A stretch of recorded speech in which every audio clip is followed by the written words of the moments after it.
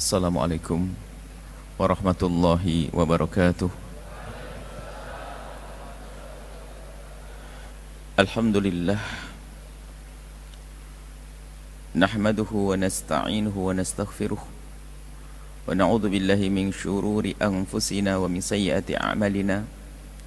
May yahdihillahu fala mudilla lahu wa man yudlil fala hadiya lahu. Wa asyhadu an la ilaha illallah wahdahu la syarika lahu. Wa asyhadu anna sayyidana Muhammadan abduhu wa rasuluh.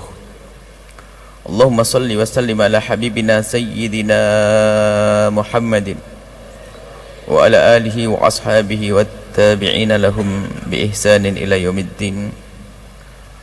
Allahumma ya rabbana ja'alna minal muta'awinina alal birri wal khairati. Allahumma ya rabbana ja'alna minal muta'awinina alal birri wal khairati. A'inna ya rabbana ala husnil mu'amalati bika wa bi rasulika wa bi ibadika. Innaka anta ala kulli syai'in qadir.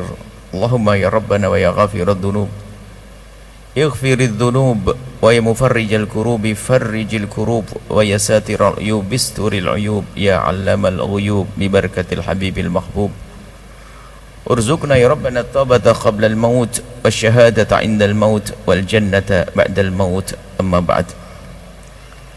Yang sangat kami cintai, kami muliakan para perindu ridha Allah, para pecinta baginda Nabi Muhammad sallallahu alaihi wasallam, hamba pilihan Allah.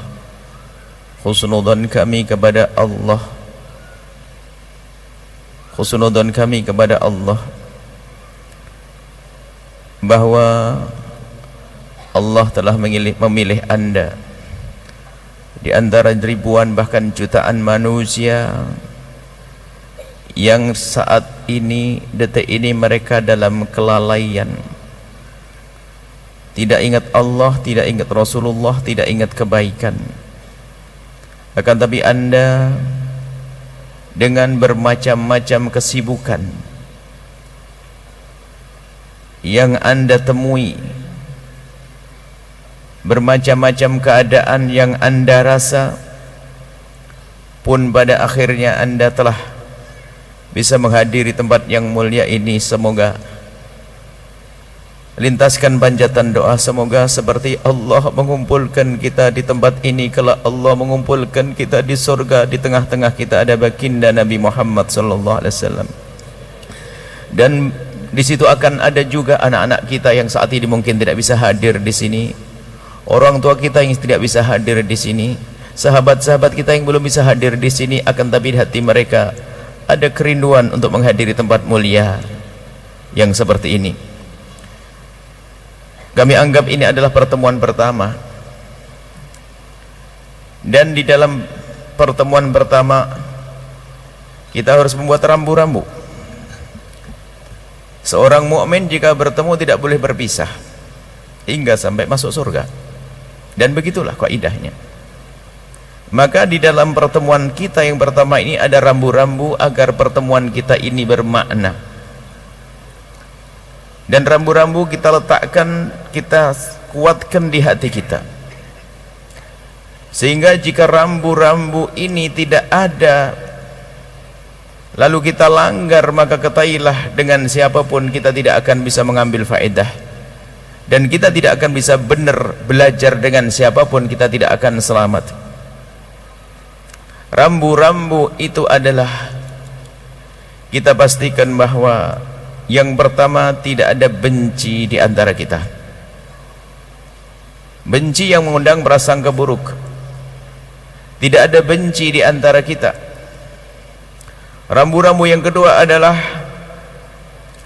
tidak ada yang merasa lebih istimewa saat ini, karena kita semuanya istimewa. Kita semua adalah manusia pilihan Allah. Tidak ada yang merasa lebih tinggi, lebih hebat, atau mungkin bahasa lain, tidak boleh ada kesombongan di dalam diri kita. Dua hal inilah jika tidak ada pada hati seorang hamba, maka dia akan susah mendapatkan kebaikan, khususnya di saat menghadiri majelis mulia seperti ini. Biarpun yang mengajar misalnya adalah seorang baginda Nabi Shallallahu Alaihi Wasallam, ada orang cerdas, ada orang yang mudah menghafal, kesempatannya pun banyak duduk dengan baginda Nabi, mengambil ilmu dari baginda Nabi, mendengar dari baginda Nabi, bahkan sering sekali bertemu dengan baginda Nabi. Bahkan kalau seandainya ditanya wahyu apa yang telah turun kepada baginda Nabi, dia bisa menjawab. Mungkin kalau hari ini kita sebut dia penghafal Al-Quran. Hadis Nabi pun, apa yang diucapkan Nabi dia juga tahu. Bahkan kalau dia bepergian pun selalu berpesan kepada orang-orang yang dekat dengan dia agar mencatat Nabi Muhammad ngomong apa. Artinya cara belajarnya adalah belajar yang benar, serius, dengan kecerdasannya, dengan semangatnya untuk mendengar perkataan Nabi, mendengar Al-Quran. Akan tapi karena di hatinya tidak ada cinta kepada baginda Nabi dan di hatinya ada kesombongan dengan baginda Nabi, maka yang terjadi adalah dia orang yang sangat mengingkari Nabi. Dia adalah Abu Jahal. Anda harus tahu, Abu Jahal itu bukan orang yang tidak pernah melihat wajah Nabi. Setiap saat melihat wajah Nabi karena bertetangga dengan Nabi. Dia pembesar di kota Mekah, sehingga dia kemanapun pergi tidak ada yang bisa menghalangi. Mau nongkrong di pojok sana, nongkrong pojok sini, nongkrong di samping Ka'bah, bahkan kalaupun masuk Ka'bah pun bebas dia. Sehingga di saat mendengar seorang manusia mulia dengan segala kesempurnaannya mendapatkan wahyu, dia juga penasaran dan dia juga mendengar. Bahkan disebutkan dia termasuk orang yang percaya bahwa Nabi Muhammad adalah Nabi. Bukan tidak percaya, percaya Nabi Muhammad adalah Nabi. Akan tapi karena dikuasai oleh kesombongan di dalam dirinya, lalu tidak tumbuh cinta kepada baginda Nabi, maka yang terjadi adalah dia adalah menjadi musuh terbesar baginda Nabi Muhammad sallallahu alaihi wasallam. Begitu juga kita, jika dalam hidup kita itu tidak biasa menumbuhkan kecintaan kepada sesama, hidup kita akan capek, susah mendapatkan kebaikan. Kalau kita dengan kesombongan, ketahuilah hidup kita pun juga tidak akan mudah menjadi baik. Kalau kita kembali ke atas, tarik kisah kakek kita Nabi Adam alaihissalam. Bagaimana kisah Nabi Adam alaihissalam? Di saat beliau telah diciptakan oleh Allah, setelah diciptakan oleh Allah, saat itu sudah ada makhluk-makhluk pilihan Allah, yaitu malaikat. Dan ada juga makhluk selain malaikat, yaitu iblis. Anda cermati, iblis itu saat itu adalah orang yang, waduh, kalau bicara ibadah jauh lebih hebat ibadahnya dari kita. Sampai dikabarkan bahwasanya kalau kita cerita tentang bumi dengan iblis, maka iblis akan berkata, tidak ada sejengkal tanah kecuali pernah aku gunakan untuk sujud. Ribuan tahun sebelum Adam diciptakan, dengan ibadahnya yang luar biasa.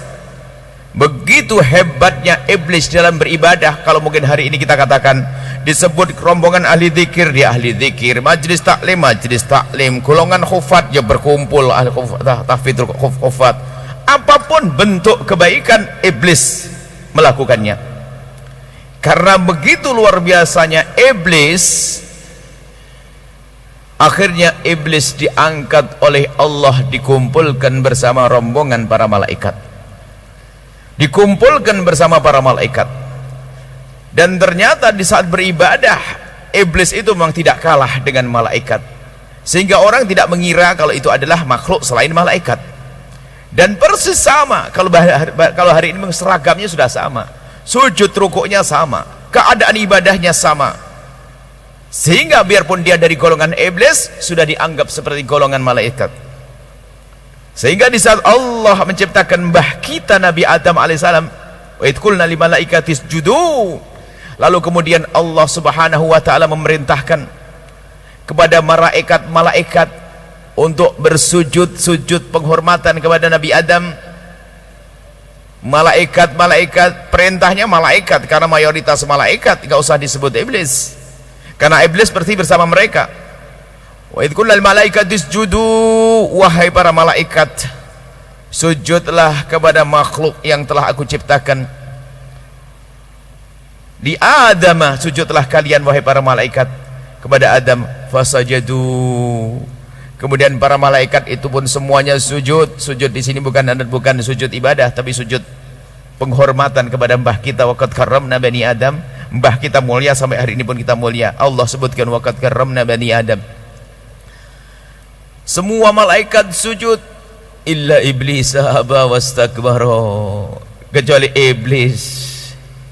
Iblis tuh aba wastakbara, nggak mau. Lu kenapa kok nggak mau?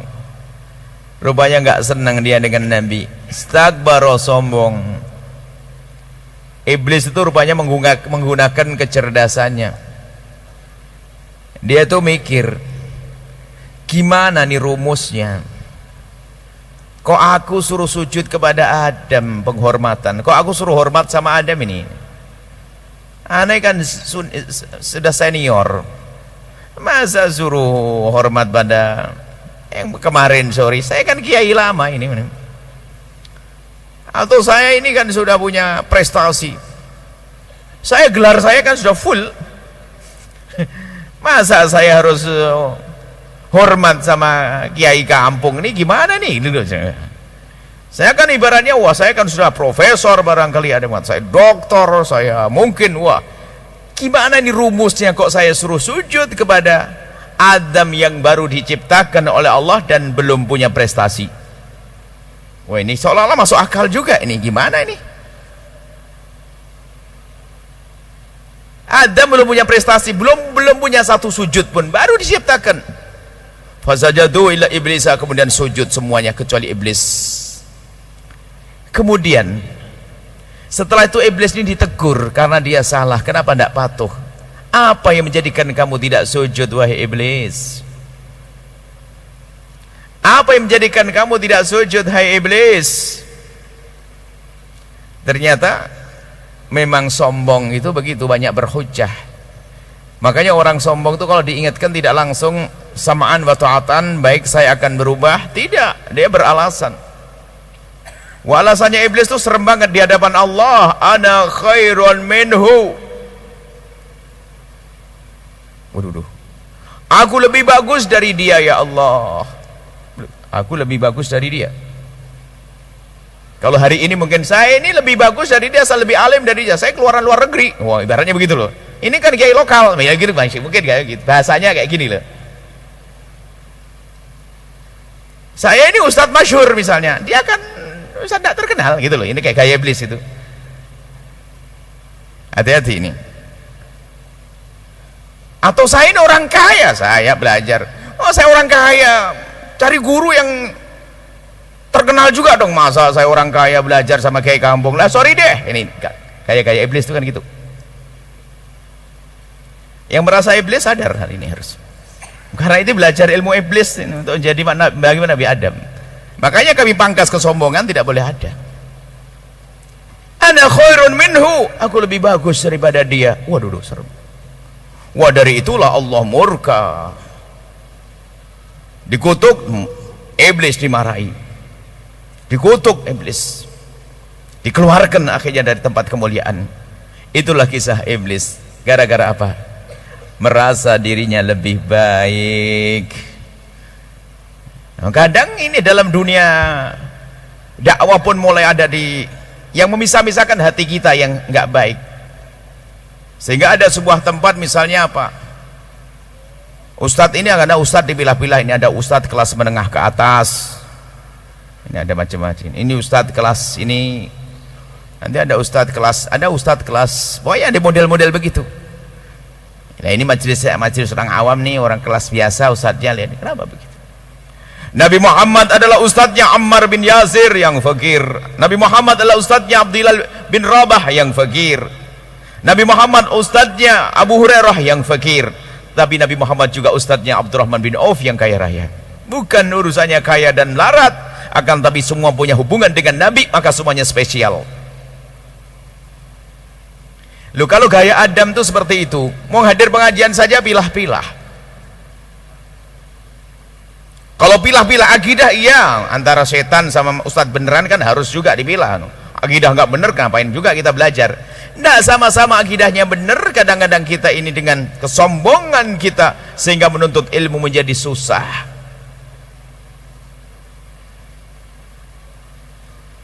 Pernah suatu ketika ada satu masjid, tiba-tiba datang kepada kami menyodorkan ustadz yang alhamdulillah masjid kami selalu makmur.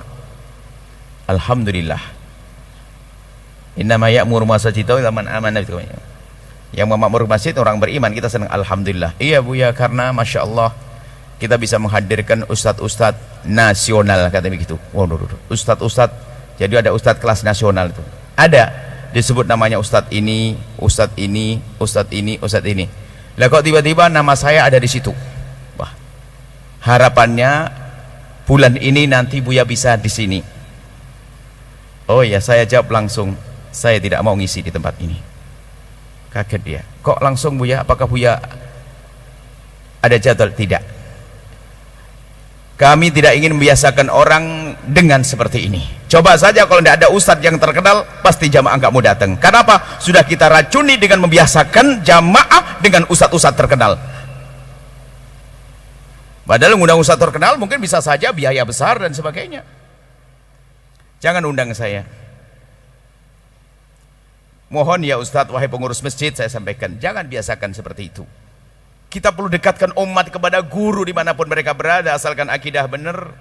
Jangan hanya kita pameri kemasyhuran seorang ustadz, keterkenalan seorang ustadz, sehingga mohon maaf ini kadang-kadang ini bahaya banget kesombongan. Kalau sudah ada seorang misalnya karena kekayaannya, karena jabatannya, karena apa, kalau sudah sering dekat sama ustadz terkenal, hati-hati.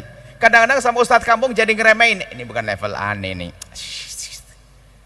Ini makanya hati-hati kalau suka foto-foto itu sama ustadz-ustadz terkenal ini, biasanya hanya untuk dipajang di rumahnya saja. Ini ustadz kampungnya yang mbahnya meninggal dia yang ngurusi, ibunya meninggal dia yang ngurusi, sudah nggak dianggap lagi karena ustadz kampung. Wah, ini orang begini nggak beruntung. Ini bukan main-main, majelis ini harus kembalikan Anda kepada ustadz Anda di kampung Anda. Kami tidak ingin membiasakan dengan kesombongan, belajar dengan kebiar.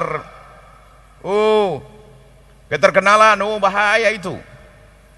Sehingga betul kalau ustadz yang nggak ada, dan ternyata kami dengar masjid itu sekarang sudah tidak ada lagi. Kenapa? Nggak ada biaya mendatangkan ustadz, dikasih ustadz kampung, masyarakatnya sudah biasa sombong. Kalau bukan ustadz terkenal, aku tidak mau ngambil ilmu. Padahal yang terkenal pun juga belum tentu belajar, kan begitu. Ada juga yang alim, kita juga tidak boleh merendahkan, akan tapi mohon maaf, kita perlu kembali kepada guru-guru di kampung kita, guru-guru di masyarakat kita. Jangan biasa dengan kesombongan. Memilih adalah memilih akidah dan akhlaknya, bukan memilih tentang wah ini ustadz model apa ini. Ustadz mungkin ini pernah, kadang-kadang ngukur kehebatan ustadz itu bukan rekomendasi dengan para kiai melalui browsing Google, kemudian kalau dia punya Telegram atau saya tidak ngerti begitu, atau YouTuber ya, YouTube-nya dilihat followernya berapa, itu begini. Wah, ini kalau ini ustadz, ada yang lihat begitu nih. Kalau urusan keterkenalan dari dulu, Firaun juga terkenal kok, viral terus sepanjang zaman. Kita ingin membiasakan, wahai hamba Allah. Jujur saja, Anda ini ngerti ilmu fasolatan di mana? Ayo. Mungkin Anda dengar kami pernah mondok di sini, sekolah di sini. Oke, alhamdulillah Allah mudahkan itu. Akan tapi kita hidup saja. Kita mengerti ilmu solat kita adalah di kampung kita, di musola kita, di madrasah, di kantinah, di tempat kita. Ini harus kita hadirkan, kita agar belajar itu mudah. Tidak usah dengan model. Yang penting akidahnya benar. Akidah bagi kami nomor satu. Pokoknya ustadz Anda tuh ngerti akidah benar, akidah ahli sunnati wal jamaati al asy'ariyati, yang ditandai dengan kebiasaan menghafal ini, berikut ini. Allah wujud, baka, muhalafatu, Nah ini kami suarakan dan kami percaya diri dengan akidah kami. Nggak usah ditutup-tutupi akidah saya apa, yaitu akidah kami. Akidah Ahlussunnati wal Jamaati al Asy'ariyati harus tanpa mencaci akidah lain tentunya. Tapi kami punya keyakinan dong. Makanya biarpun itu ustadz kampung Anda yang Masya Allah, dan kita menemukan kiai-kiai kampung Masya Allah ilmunya lautan, ilmunya banyak, ternyata bukan sampai di situ, tawaduknya luar biasa dahsyat. Kalau kita belajar dengan orang tawaduk, nular ilmu tawaduk itu. Kalau kita belajar dengan orang sombong, nular kesombongannya. Makanya yang pertama kami hadirkan, lah cirinya kalau orang sombong itu kalau diingatkan kayak iblis, ana khairun minhu. Berbeda dengan mbah kita, tinggal Anda ini ikut madhabnya siapa. Mbah kita Nabi Adam alaihissalam, la taqraba hadhi syajarata, Adam dan Hawa jangan kau dekati pohon itu, jangan kau dekati pohon itu. Rupanya iblis yang sudah punya kebencian, sudah nggak ada cinta kepada Nabi Adam. Nah, ini kisahnya benci, akhirnya muncul hasud, ingin mengeluarkan Nabi Adam dari surga. Makanya dengan bermacam-macam wayah sampai bersumpah, wahai Adam, apakah kamu tahu bahwasanya kamu tuh dilarang makan pohon ini karena pohon ini pohon abadi, kalau kamu makan kamu akan di surga selamanya. Oh gitu. Nabi Adam adalah seorang makhluk manusia yang dipilih oleh Allah dengan segala kebaikan. Ya, yang ngomong orang bersumpah dengan nama Allah yang gak kebayang kalau ada orang bohong. Ada orang kan bersumpah waktu iblis itu menjerumuskan Nabi Adam pakai sumpah dengan nama Allah. Bahkan mengatakan aku nasihati kamu. Ya, namanya nasihat kan begitu. Intinya sampai Nabi Adam makan buah yang disebut dengan buah khuldi. Adapun pemberian buah khuldi itu adalah buah keabadian. Buah yang dipalsukan oleh yang dikemas oleh medianya iblis tadi, dianggap sebagai kebenaran buah keabadian. Kemudian Nabi Adam makan buah itu, ditegur oleh Allah. Di saat ditegur oleh Allah, ternyata bagaimana baginda Nabi Adam alaihi salam, mbah kita itu, subhanallah, begitulah mbah kita yang harus kita ikuti madhabnya. Di saat ditegur oleh Allah langsung mengadu kepada Allah, Rabbana dhalamna anfusana wa illam taghfir lana wa tarhamna lanakunanna minal khasyirin. Itu mbah kita. Di saat ditegur, kamu ini kenapa begitu Adam, langsung sadar, Rabbana dhalamna anfusana. Itu kan kisah doanya Nabi Adam yang Anda pun hafal, dan memang pantas kita berdoa itu. Kita cucu Nabi Adam kok. Makanya kalau kita diingatkan sama orang susah langsung Rabbana dhalamna anfusana. Ya Allah, kami telah berbuat zalim kepada diriku sendiri. Aku melakukan kesalahan, aku melakukan dosa. Wa illam taghfir lana, jika engkau tidak mengampuni kami ya Allah. Wa tarhamna, dan jika engkau tidak memberikan kasih sayang kepada kami ya Allah, lanakunanna minal khasirin. Niscaya kami akan menjadi orang rugi. Itu mbah kita. Mbah kita tawadhu. Terus sampai kepada Nabi Muhammad, kisah. Makanya kesombongan akan mengunculkan sifat dengki, sehingga itu akan kejadian di surga yang disebutkan itu. Adapun perbedaan masalah surga yang dulu, surga Nabi Adam atau surga yang kita tempati, ini bahas para ulama, kita tidak bahas masalah itu. Itu kisah kemudian setelah ada di bumi, bagaimana kisah dua manusia Qabil Habil, gara-gara kesombongannya lalu muncul kedengkian, lalu membunuh saudaranya. Hasud, dengki, benci, nggak ada cinta. Maka kalau tidak ada cinta di muka bumi akan membuat kerusakan. Lihat, saudara Qabil dan Habil bersaudara, dan saudara bukan bersaudara, saudara. Akan tapi lihat, karena kedengkian salah satunya menjadikan membunuh. Hari ini pun kalau penyakit ini kita biarkan ada pada kita, tidak kita biasakan tumbuh suburkan kecintaan. Bukan saja kita tidak bisa menjadi baik, akan tapi kita menjadi terpuruk. Sama saudara pun bermusuhan, rebutan waris gak ada akhirnya. Ayo, berebutan waris, seolah-olah tidak punya agama kalau sudah ada kebencian di hati, nggak ada cinta. Maka itulah yang pernah disebutkan oleh baginda Nabi, dabba alaikum da'ul umami qablakum. Baginda Nabi mengingatkan kepada kita, semoga kita faham peringatan ini. Dabba alaikum da'ul umami qablakum, awas, hati-hati, akan merayap kepada hatimu penyakit yang pernah menjangkit umat terdahulu. Al-baghdha, kebencian, hilangnya cinta. Wayal halikatu, itu adalah pemangkas, kata Nabi.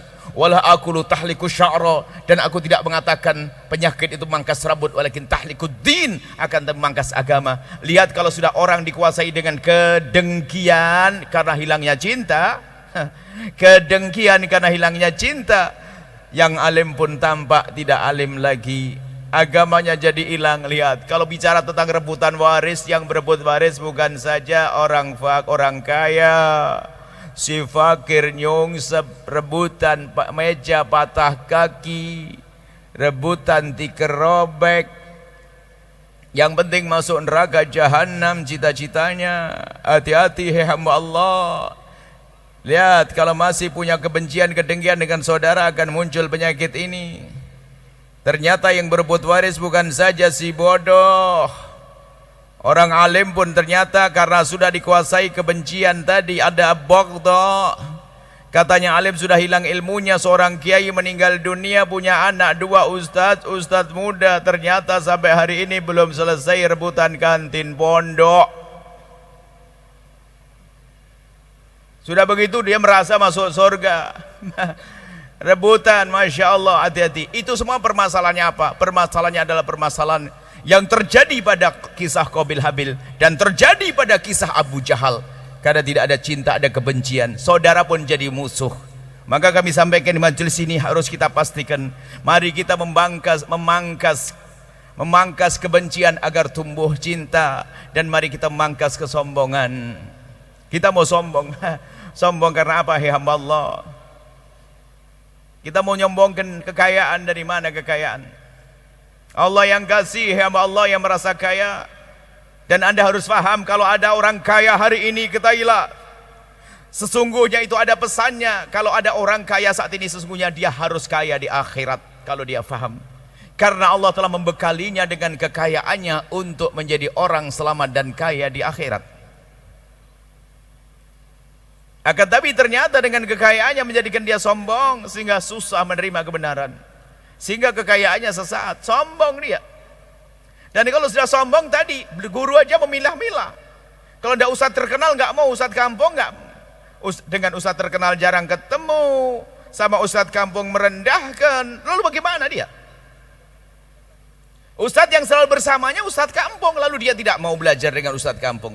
Ya pantasan dengan kekayaannya semakin jauh dengan Allah, semakin jauh dari Allah, maka dialah menjadi orang kaya yang tidak selamat. Maka kami berharap kepada Allah, jika di sini ada orang kaya, semoga dia adalah orang kaya ahli surga. Yang sempit rezekinya, semoga Allah lapangkan. Kalau ada di sini orang punya jabatan, jangan sampai jabatannya menghantarkan ke neraka. Sebab jabatan juga ada pesannya. Jabatan selalu berkata kepada orang tersebut, hei hamba Allah, aku telah dikirim oleh Allah kepadamu untuk menghantarkanmu kepada Allah. Maka jangan sia-siakan aku. Akan tapi alangkah banyaknya orang yang diberi oleh Allah kekayaan, tetapi tidak menggunakan kekayaannya menuju kepada Allah. Diberi jabatan tidak digunakan untuk menuju kepada Allah, maka dia akan merugi. Jabatanmu sesaat, hei hamba Allah yang dengar suara ini, 5 tahun, 10 tahun, periode kedua sudah enggak boleh lagi, harus pindah ke mana pun, pada akhirnya Anda harus berhenti, Anda pensiun. Akan tapi ketahuilah, jika Anda menggunakan jabatan Anda untuk yang Allah ridhai, maka itu jabatan selamanya, tidak ada jabatan sementara. Jika kekayaanmu engkau gunakan untuk yang Allah ridhai, maka ketahuilah Anda menjadi orang kaya di dunia dan kaya di akhirat. Kesombongan membahayakan. Makanya ada orang sombong dengan kekayaannya. Sombong dengan kekayaannya. Siapa yang punya kekayaan emas dan peraknya itu disimpan di brankas, dan setiap brankas ada kuncinya, yang kuncinya ternyata dikumpulkan harus dibawa oleh 70 onta. Kekayaannya Korun tuh kayak begitu, enggak tahu. Korun tuh kalau hadir saat ini, kalau seandainya Korun hidup, itu kayaknya menjadi orang terkaya di dunia. Bayangkan kekayaannya itu disimpan di tempat penyimpanan dan ada kuncinya, kuncinya dikumpulkan harus dibawa 70 onta. Kekayaannya. Makanya hari ini kekayaannya melimpah, namanya hartanya karun, harta karun. Harta karun. Padahal diingatkan, yang kadang-kadang kalau mikir yang menerjemahkan dulu siapa kok hebat banget ini. Yang menerjemahkan kekayaan melimpah kok harta karun ini siapa? Kayaknya dihubungkan biar tidak lupa, agar digunakan untuk kebaikan, biar tidak jadi korun. Padahal sudah disebutkan harta karun, harta karun, harta karun, kok masih mau jadi korun? Lihat kayu korun yang kaya raya tenggelam di telan bumi. Berakhir kisahnya korun, hanya kisah kekayaannya, tapi kisah kemuliaannya nggak ada. Lihat, akan tapi di sana banyak manusia-manusia mulia yang diberi oleh Allah kekayaan melimpah tapi selamat. Dialah Abdurrahman bin Auf dari sahabat Nabi. Kalau naik ke atas di sana ada raja ahli surga, Raja Sulaiman, Raja Daud dan seterusnya. Orang kaya boleh masuk surga, makanya siapapun Anda, asalkan tidak sombong dengan apa yang Allah berikan kepada Anda, begitu mudah Anda menuju surga Allah. Jangan sombong. Sombong karena kekayaannya, ayo merenung. Begitu kalau Allah sudah tidak menghendaki dia menikmati, tetap tidak bisa menikmati. Bayangkan baru bangun rumah megah dengan fasilitas mewah, kamarnya full AC, dengar berita ada kulkas terbaik. Nggak tahu kulkas bisa bikin es krim sendiri atau bagaimana, nggak tahu. Kulkas terbaik baru dibeli, ternyata dia pergi ke dokter, katanya, mohon maaf Pak Haji, untuk sementara Pak Haji jangan menggunakan AC dan jangan minum air dingin ya. Lupa, masih hidup dia. Masih hidup dia. Padahal dia memperjuangkan beli kulkas itu mulai kemarin. Bangun rumah enggak. Bahkan kalau ada seorang ayah, seorang suami yang sangat mencintai istrinya, istri sangat mencintai suaminya, anak yang sangat mencintainya, kalau ada merasa dirinya akan mati lalu berwasiat dengan materai tempel 10 lembar, 10 rangkap, lalu isinya, tolong anakku tercinta, nanti kalau abah meninggal biar abah tidur di kamar dulu, di kamar sini jangan dikeluarkan. Nggak boleh keluarkan dari kamar tersebut. Apakah Anda tidak sadar kita akan mati? Lihat, kita akan dibawa kemana? Ke tempat kalau kita datang ke sana kita tidak senang. Mandi dimandikan, pakai baju dikenakan oleh orang lain, yang biasa berteriak nggak bisa lagi.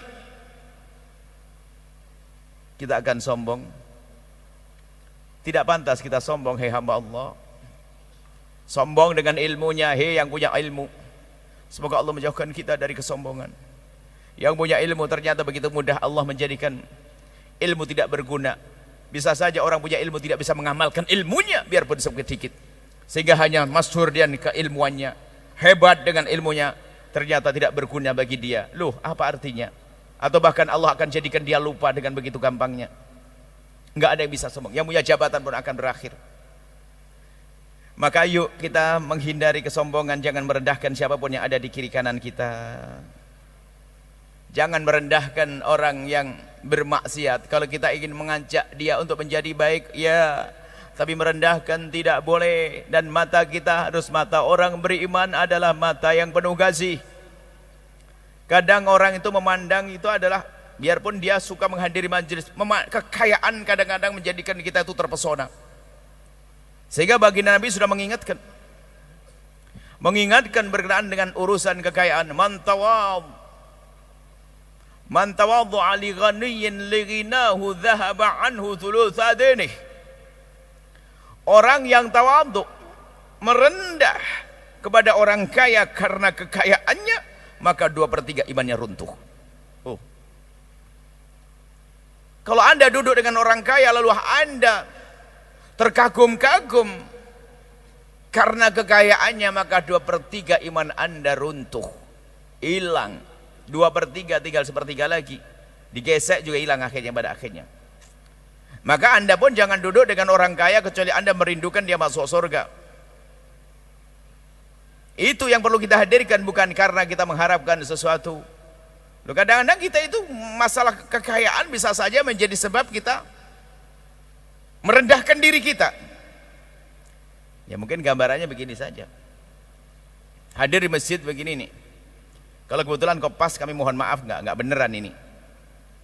Kalau di masjid begini, tak taunya di samping kita Ada orang fakir, mulai dari tadi itu ngeluarin minyak angin ya.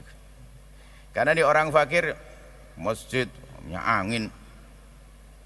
Karena orang masjid minyak angin. Kalau sakit nggak usah masjid, masjid harus wangi. Ini karena fakir. Besok di sampingnya sama, pakai minyak angin, cuman orang kaya. Pak Haji sehat, Pak Haji. Pakai Pak Haji. Kok lembut sekarang beda banget. Semoga sehat. Ya, karena baru kemarin dikasih sarung itu. Dan kasih baju koko ini. Kadang kita merendahkan kefakiran, hati-hati. Kalau Anda menjadi orang kaya, semoga kaya ahli surga. Yang memandang orang fakir dengan penuh kasih sayang dan penuh cinta, tidak merendahkan. Inilah perlu kami hadirkan pada kesempatan ini. Kami ingin juga ditandai itu tadi, guru-guru Anda di kampung. Justru kami punya program di akhir-akhir ini, ada program memangkas kesombongan dengan peduli kembali kepada ustadz di kampungnya. Ustadz di kampungnya. Kami pernah suatu ketika di sebuah pengajian, kami datang, yang kebetulan pengajian bukan di masjid begini. Pengajian kemudian digelar di depan rumahnya, sehingga panggungnya itu di belakang panggung adalah teras rumah. Sehingga kami ke belakang panggung di rumahnya tuan rumah. Kami duduk di situ, kemudian kami selalu biasa, kalau sudah kami datang langsung naik, jangan ditunda-tunda. Kata si tuan rumah, Buya masih nunggu ustadz. Ustadz siapa? Kiai di sini. Alhamdulillah. Kalau ada satu masyarakat masih nunggu ustadznya, berarti selamat insyaallah. Akhirnya kami duduk di situ, biasa kami ngemil, ada kacang rebus dan sebagainya. Kelihatannya sudah tahu betul kesukaan kami itu. Tapi Anda tidak usah ngirim kacang rebus nanti ke sini. Ini bermasalah dan dengar. Pernah saya dengar saya sedang petis, dikirimi petis. Orang semua ngirim saya petis. Kan kacau, akhirnya kasih petis. Akhirnya setelah itu tiba-tiba kami diajak, Buya naik ke panggung. Loh, mana ustadznya? Itu tadi. Astagfirullah. Kami tahu betul ada orang baru datang naik sepeda motor. Motornya langsung belakang, begitu kelihatan sepeda motor dan masih kelihatan karena di sana ada lampu. Kami betul di balik semprongan lampu itu kelihatan ustadz tadi datang. Tapi kami tidak tahu kalau itu ustadz. Sebab modelnya bukan ustadz. Kopiahnya taruh di jaket ini dibuka, kopiah hitam. Kemudian dipegang, kami mesti kelihatan, dibuka jaketnya. Kemudian diambil tasnya, kopiahnya kayaknya gerimis atau bagaimana, taruh di dalam ini. Bungkuk-bungkuk begitu. Lalu datang, ya salaman dengan kami. Yang lain biasa saja salaman, kami juga biasa. Kami tidak tahu kalau ustadz, dia tidak beritahu kalau itu ustadz. Tiba-tiba dibawa kami di atas ke panggung. Langsung tak cari mana ustadznya, saya cium tangannya, selesai saya naik ke atas. Topik ceramah kami harus berubah. Kami sampaikan dengan lantang, tidak akan beruntung satu kaum yang tidak bisa menghormati kiainya. Kami ceritakan, saya datang tadi mulai dari jalan, saya dipapak kayak saya orang tua, padahal masih muda. Kayak orang tua kita dipapak begitu. Waduh, Masya Allah dihormati luar biasa. Padahal Anda ketemu kami hanya sekali, sekarang sebelumnya tidak pernah ketemu. Anda sanjung saya, Anda muliakan saya. Ini orang yang mbahmu meninggal, dia yang ngurusi. Kakekmu meninggal, nenekmu meninggal, dia yang ngurusi. Anda belajar sholat pun dari beliau. Kenapa Anda tidak hormati? Tidak akan beruntung. Kami sampaikan juga di masjid besar ini, kalau Anda tidak bisa muliakan kiai-kiai, ustadz-ustadz di kampung Anda tidak beruntung. Karena apa? Telah tersembunyi kesombongan di hati Anda. Kami ajarkan kembali, ayo. Mereka yang dengan jerih payah mereka lihat. Anda tahu ustadz-ustadz kampung lillahi ta'ala, karena Allah. Bagaimana mereka mengajari ngaji, hanya dikasih uang berapa puluh ribu, ratus ribu. Ada dosen mau dikasih begitu, yang jadi dosen di sini. Subhanallah, kadang kasih sabun, kadang Masya Allah sambil bekerja, pagi bekerja, sore ngajar. Dan inilah kami hadirkan, kami ingin menggugah kembali semuanya pada peduli kepada tempat-tempat semacam itu, orang-orang seperti itu. Dan juga program mereka. Apa program mereka? Kami serukan juga. Mungkin di sini ada perantau-perantau. Anda punya kampung, hei hamba Allah, hidupkan kembali madrasah diniyah di kampung Anda. Di sanalah Anda kenal sholat. Maka kami seru, ayo Madrasah diniyah di kampung-kampung kita perhatikan kembali. Madrasah diniyah di kampung-kampung kita perhatikan kembali. Ada madrasah diniyah kalau sudah gentengnya turun nggak naik lagi, mejanya ternyata bermacam-macam kakinya. Ada kakinya ada tambahan pohon singkong barangkali. Yang penting berdiri karena sudah patah nggak bisa mengganti. Ayo kita. Kemudian kami perlu perhatikan, perlu ingatkan. Kalau Anda memperhatikan proyek ini, Anda kembali mata Anda, pikiran Anda ke madrasah musola di kampung-kampung, Anda konsentrasi yang pertama kali adalah membuatkan toilet. Toilet, buat toilet laki-laki, toilet perempuan yang berpintu dan berkunci. Kemudian wilayah perempuan dibuat pemagaran begitu yang tertutup, kalau seandainya mereka ingin berwudu bebas, ada yang buka kerudungnya tidak lihat kaum pria. Hari ini penting sekali, mohon maaf masalah aurat. Sekarang anak kecil umur 9 tahun, 11 tahun sudah mulai ada. Kadang intip-intipan sudah mulai gede. Masya Allah. Sementara kamar mandinya tidak sehat. Kita perlu ini memperhatikan. Wah, ini pahala besar buat Anda. Jangan berpikir macam-macam. Hari ini kami juga menyeru kok. Ada kita pondok pesantren Al-Bahjah dari mana-mana. Kami ajak Anda berjuang dengan kami. Ada di Blitar, ada di Malang, ada di Tulungagung. Tapi ketahuilah, kami tetap menghimbau Anda, dahulukan tempat-tempat tersebut. Karena itu lebih penting mendesak. Kiai-kiainya Masya Allah, tawadhu, nggak mau dikasih duit. Bukan nggak mau dikasih duit, dikasih berapapun terima, nggak mikir. Ini kita memangkas kesombongan ini, gaya berguru dengan memilih-milih yang harus gurunya terkenal, kelihatan di televisi, kemudian macam-macam. Wah, ini bahaya ini. Anda ketemu kami baru sekali ini kayaknya, ya kan? Yang sering ketemu siapa? Ustadz di kampung Anda itu yang Masya Allah, wali tersembunyi. Dia wali tersembunyi. Maka majelis kami selalu, majelis awal adalah kami ingin mengalihkan Anda kepada guru Anda. Kenapa? Kami pun tidak bisa bertemu dengan Anda setiap saat.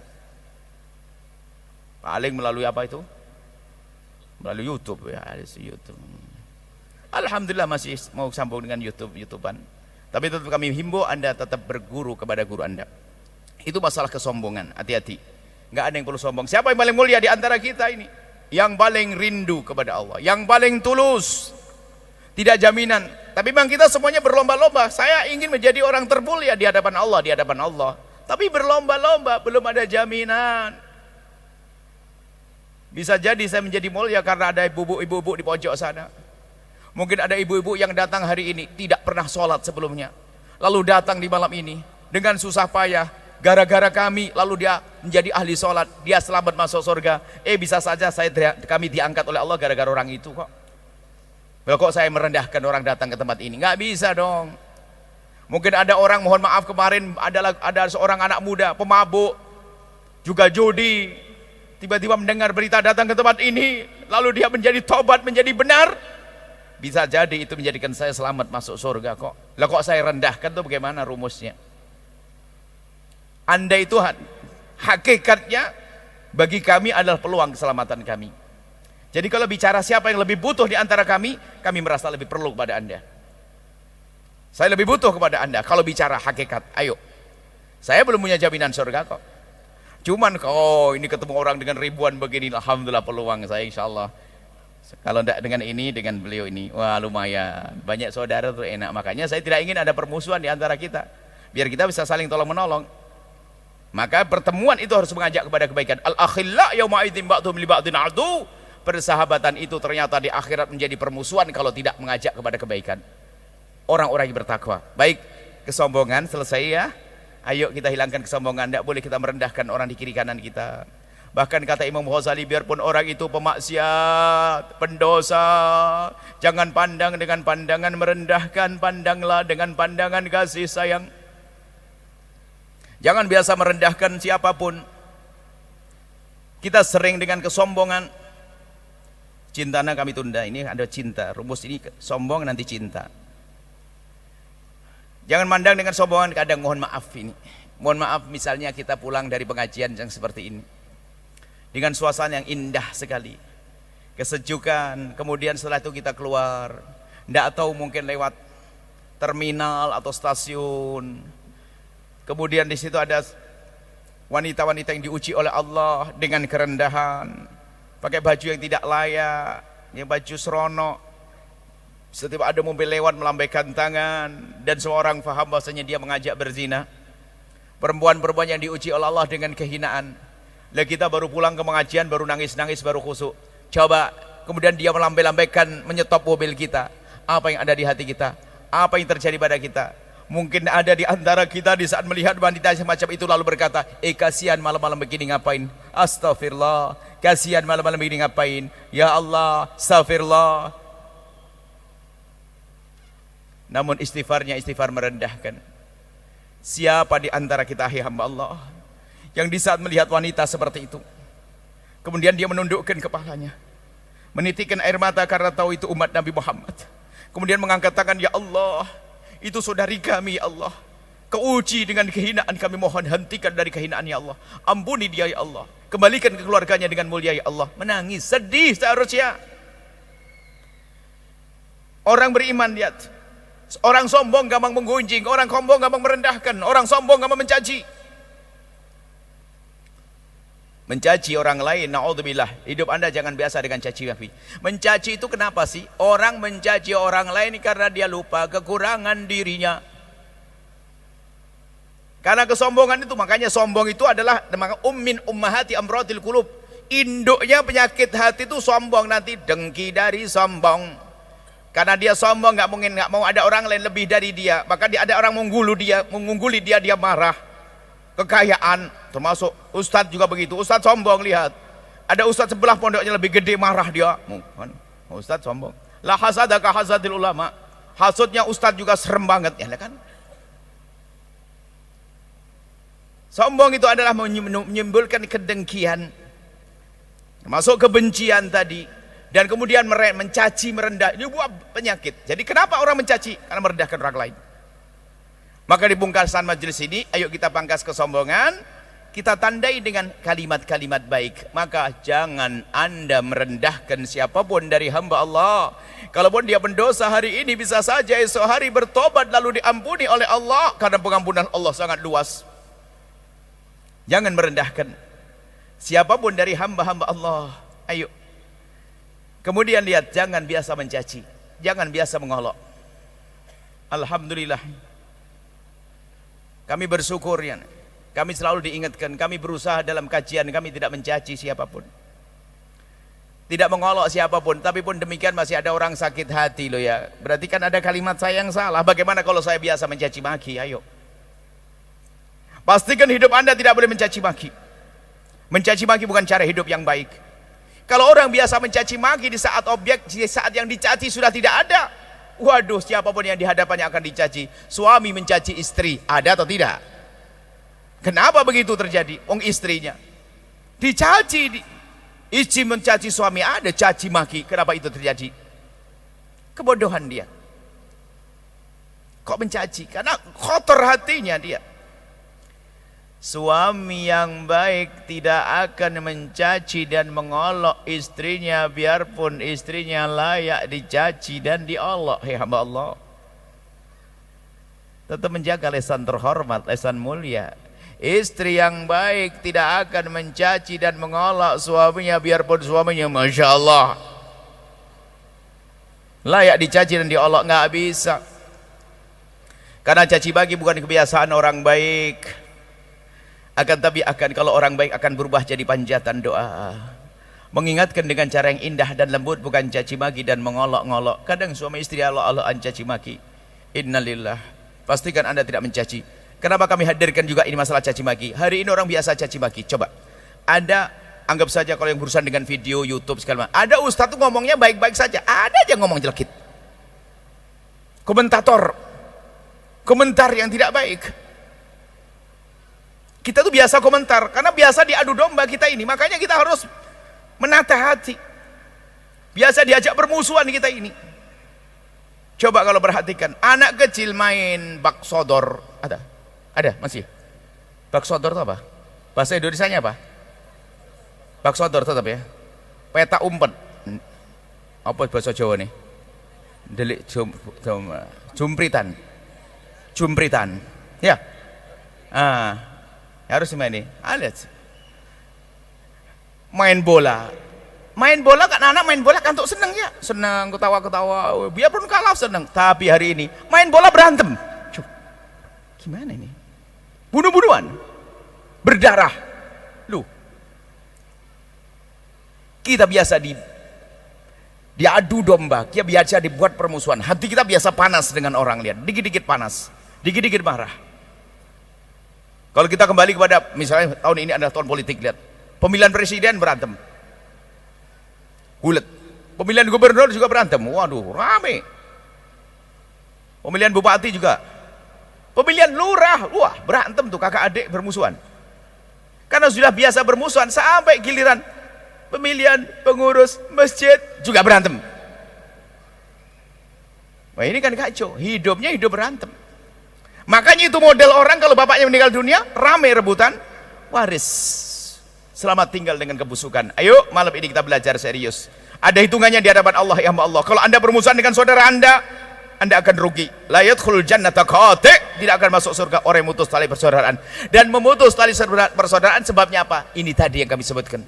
Benci dibiarkan, dengki dibiarkan, dendam dibiarkan, tidak dipangkas. Adapun dendam dan benci insyaallah pertemuan yang akan datang jika ada kesempatan, ada umur. Hari ini kami akan fokus bahasanya sombong ditandai dengan anda tidak mencaci. Pandanglah orang dengan pandangan kasih sayang. Nggak bisa mencaci. Dia pemabuk, pezina. Kita mengadu pada Allah. Kita mengingatkan dengan cara yang lembut, bukan merendahkan. Merendahkan, suatu ketika ada wanita yang ikrar mengaku berzina di hadapan Nabi lalu dihukum di Madinah. Dihukum rajam. Setelah dihukum rajam, orang-orang Madinah pada mencibir, mati dalam keadaan dihukum karena berzina. Kan berzina rendah. Zina ada rendah dan memang rendah. Semoga Allah menjauhkan kita dari zina. Kemudian orang pada mencibir, mengejek orang berzina ini yang sudah tobat. Karena waktu dia minta dirajam itu berarti dia tobat. Apa kata baginda Nabi? Laqad tabat taubatan. Ingat hai kaum, wanita ini telah tobat dengan tobat. Lau kusimat, kalau seandainya dibagi tobatnya, baina sab'ina min ahli Madinati, di antara 70 orang ahli Madinah, lawasi'athum, niscaya akan memenuhi mereka. Maksudnya kalau dibanding kebaikan tobat, pahala, kemuliaan tobat ya wanita ini dibanding dengan 70 orang Madinah zaman itu, niscaya kata baginda Nabi tetap lebih unggul. Kenapa? Orang kalau sudah bertobat adalah mulia di hadapan Allah.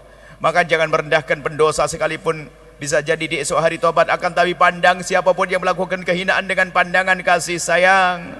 Jangan biasa merendahkan hamba Allah, mencaci, mengolok dan seterusnya, enggak berlaku. Rumah tanggamu harus indah. Biasakan dengan sanjungan dengan pasanganmu. Ada orang hidupnya mencaci, hidupnya mengolok, tidak indah itu. Belajar anda harus belajar. Dan menyakitkan kalau anda mencaci orang, orang akan mencaci anda, membalas, pasti itu. Sehingga hidupnya caci maki.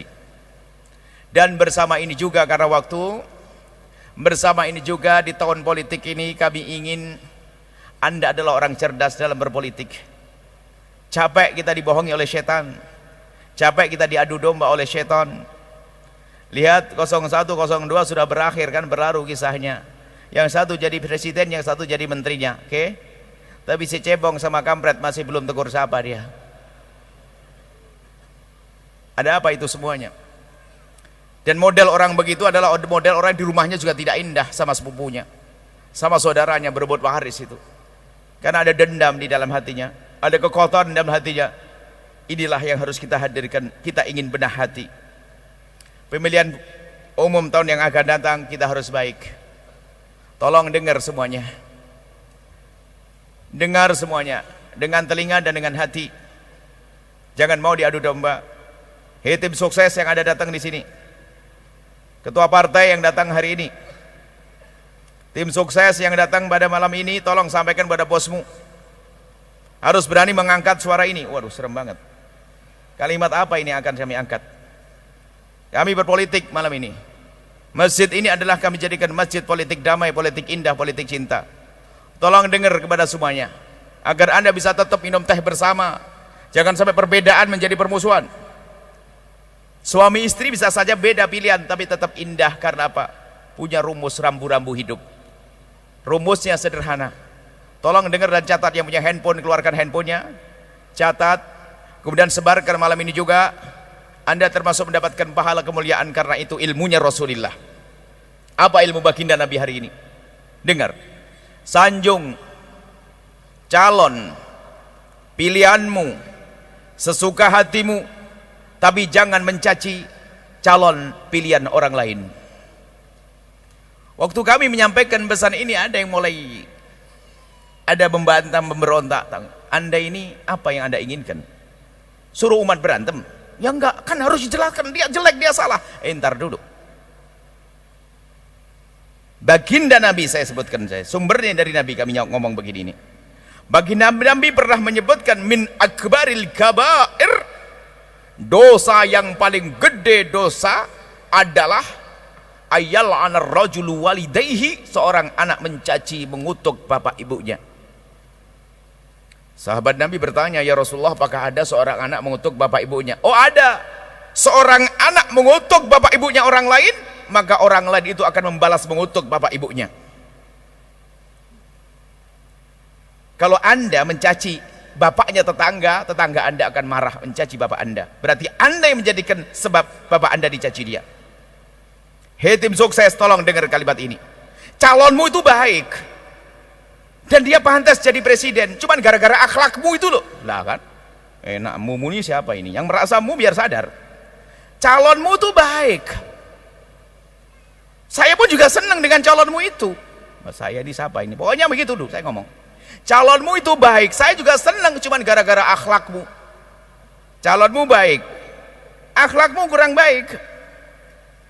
Padahal Anda itu baik, hadir pengajian senang, ya, cinta orang-orang soleh, cuman lesanmu kurang baik. Akhirnya apa? Engkau mencaci calon sebelah. Wah, calon sebelah itu separuh setan dia. Sak pengikutnya ya setengah setan loh, kan serem berarti kan?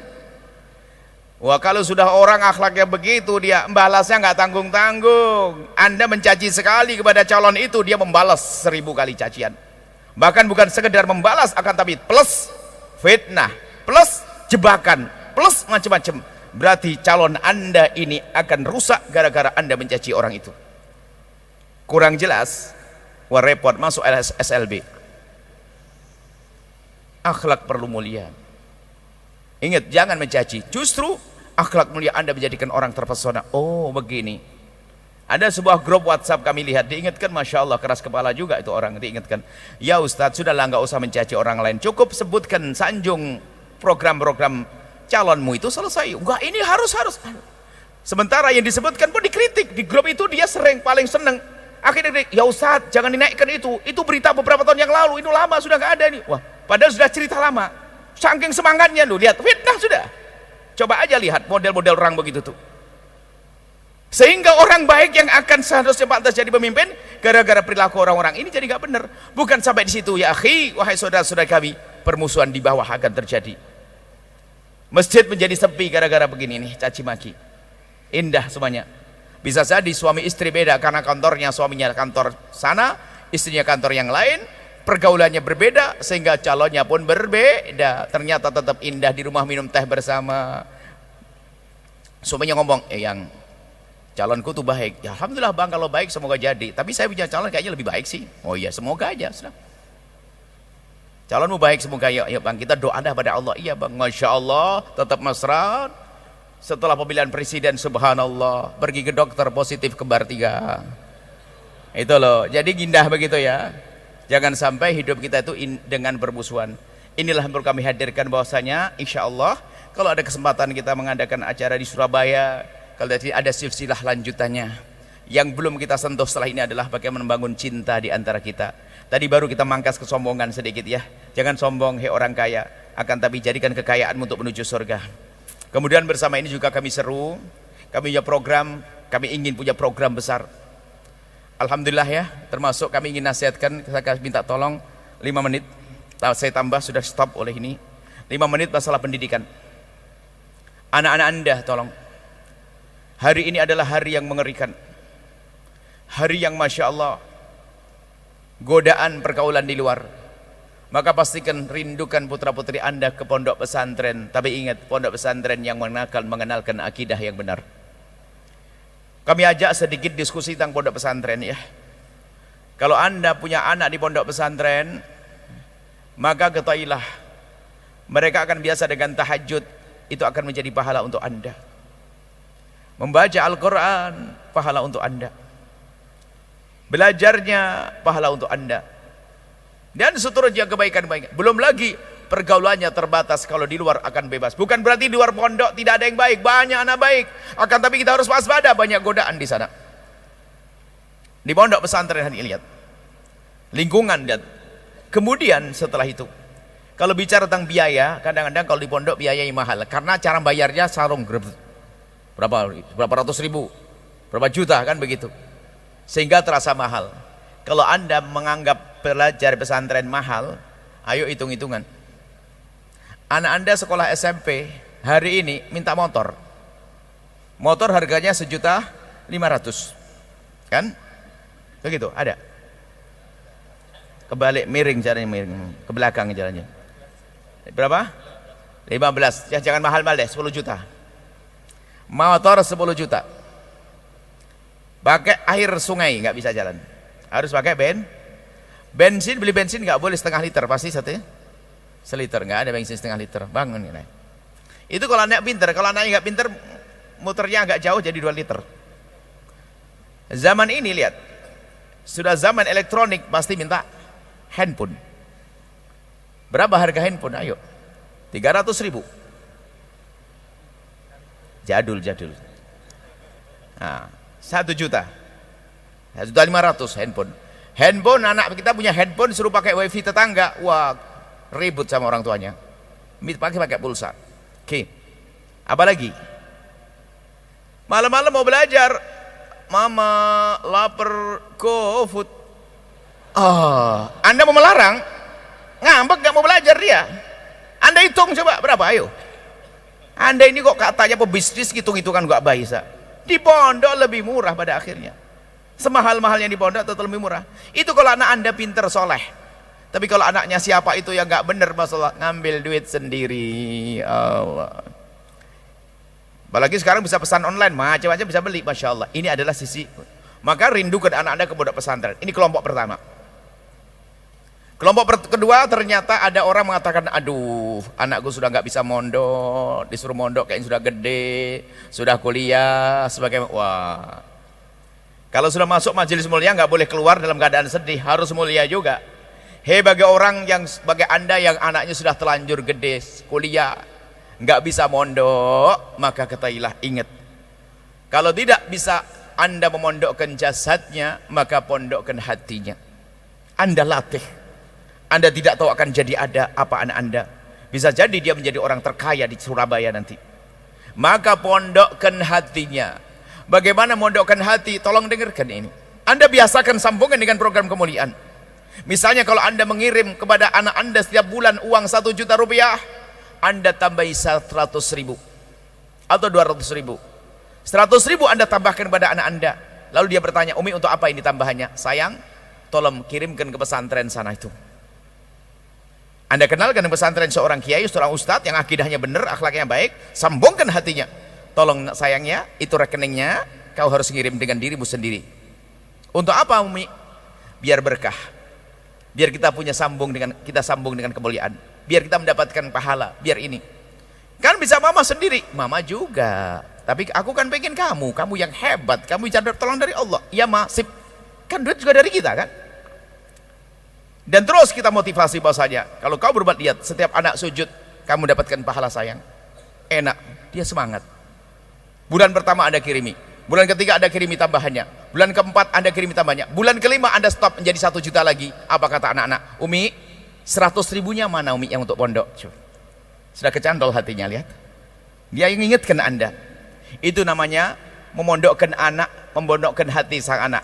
Kalau tiba-tiba anak Anda jadi orang sukses, jadi pejabat, pasti dari gajinya untuk kemuliaan. Karena dia sudah biasa dengan kemuliaan yang diajarkan oleh ibunya, hatinya sudah mondok.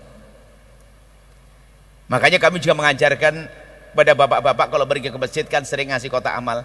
Jangan Anda saja mengisi, wahai bapak. Kalau Anda membawa anak 2 lalu Anda ingin berderma 15.000, tolonglah bagi 5.000, 5.000, 5.000 agar anak terlatih dengan kebaikan. Sehingga indahnya suatu ketika jika Anda lupa anak yang ngomong, abah sudah bawa uang belum? Wah, kita perlu biasakan anak kita dengan kebaikan. Itu namanya memondokkan hati anak kita. Ini kelompok yang kedua. Ayo yang merasa anaknya sudah bisa dipondokkan, Anda harus berkecil hati, tapi pondokkan hati mereka. Kemudian yang ketiga adalah orang yang Masya Allah anaknya sudah buadung bandel, dikasih transfer tambahan juga dihilang, diembat juga. Ini Masya Allah, pokoknya bikin pusing. Sholat nggak kenal sholat, mabuk iya dan sebagainya. Tapi ibunya hadir pengajian di tempat mulia ini, ayahnya ada di sini, dia harus mulia. Maka katailah, jika Anda merasa kewalahan dengan anak Anda, bergegaslah menuju pertolongan Allah yang Allah janjikan melalui lisan baginda Nabi. Allah fi aunil abdi makanal abdu fi auni akhihi. Allah akan menolong hambanya kalau hamba itu nolong yang lainnya. Maka tolonglah para pesantri, para penuntut ilmu. Kenapa kok kami nyeru pesantren? Karena itulah yang dicintai Nabi, tempat yang mulia. Tolonglah para santri, maka kalau Anda menolong mereka, Allah akan nolong anak Anda. Pokoknya kalau Anda serius, anak Anda akan dikembalikan, tidak tahu kapan waktunya. Hari ini masih Bandung, masih Badung, bandel. Tahun depan, tapi Anda terus, aku gak bisa mengingatkan lagi dia ya Allah. Kalau saya ingatkan suara dia lebih lantang ya Allah. Aku kewalahan ya Allah. Tapi aku mohon ya Allah, dengan kebaikanku yang aku berikan kepada anak-anak pesantren ini, anak-anak penuntut ilmu ya Allah, tolong anak kami. Lihat, Anda akan ditolong oleh Allah. Allah tidak pernah ingkar janji kalau Anda serius. Maka jangan Anda berkecil hati. Tinggal kelompok yang keempat, yang tidak punya anak.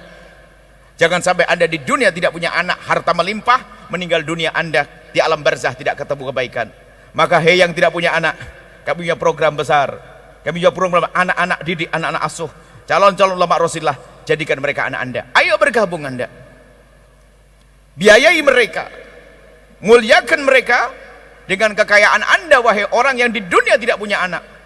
Orang di dunia tidak punya anak tidak harus rendah loh ya. Di sana ada wanita mulia, Siti Aisyah tidak punya anak, Imam Nawawi nggak punya anak, tapi mereka mulia semuanya. Maka jadikan ini para santri, anak-anak mulia itu anak-anak Anda. Anda biayai, Anda tumpahkan rezeki Anda ke tempat tersebut. Karena apa? Dengan itulah maka Anda akan mendapatkan pahala mengalir.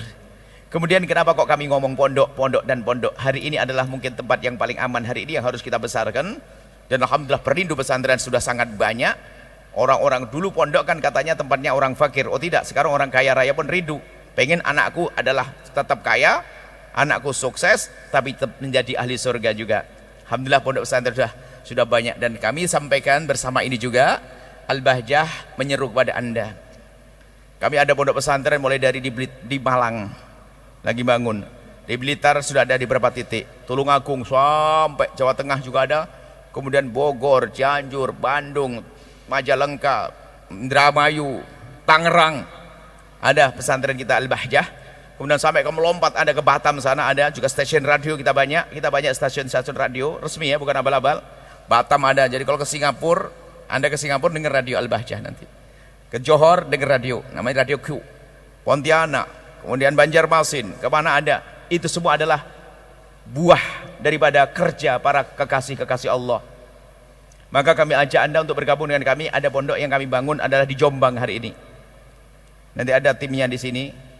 Kemudian kami juga rindu di Surabaya. Tapi ingat ada rambu-rambunya, hai hamba Allah. Ingat, bagi siapapun yang sudah punya ikatan dengan guru-guru mulia di kampungnya atau di kotanya, kalau Anda sudah punya ikatan dengan guru, Anda jangan putus dengan guru tersebut karena hanya ingin bergabung dengan kami. Karena kalau model begitu Anda itu bentuk pengkhianat. Anda khianat pada guru, maka saya pun akan Anda khianati suatu ketika nanti. Akan tapi yang harus Anda hadirkan, dekatkan kami dengan guru Anda. Wah, Anda tetap dukung guru Anda. Anda pun dengan kami namanya bonus tambahan. Waduh, itu harus kami sampaikan. Sebab orang hawa nafsu loh ya. Ada orang berbuat baik hawa nafsu, gurunya ditinggal karena ketemu guru yang baru lagi. Wah, ini kacau. Enggak. Itu guru kampungmu itu, perhatikan. Kalau biasa Anda membantu 500.000, jangan dikurangi hanya untuk membantu kami, tidak. Tetap 500.000. Adapun bonus kan bisa lebih gede, itu lain cerita.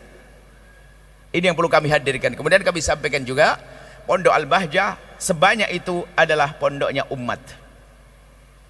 Dan Anda yang punya link-link kepada negara, bantuan-bantuan negara, kami sampaikan juga, karena kami rindu untuk di Surabaya.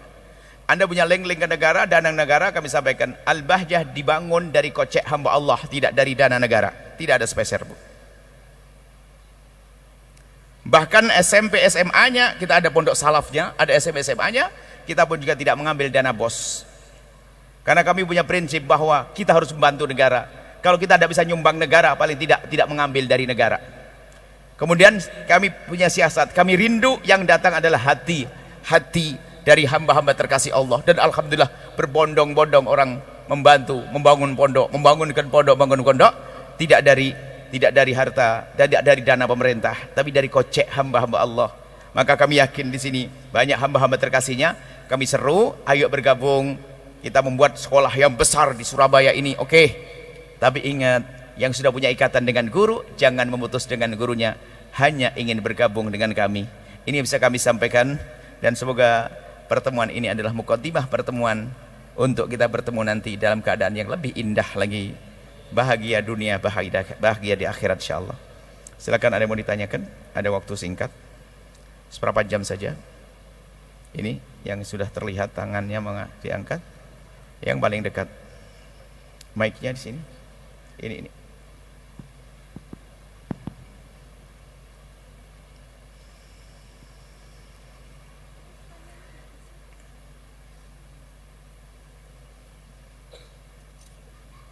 Bismillah.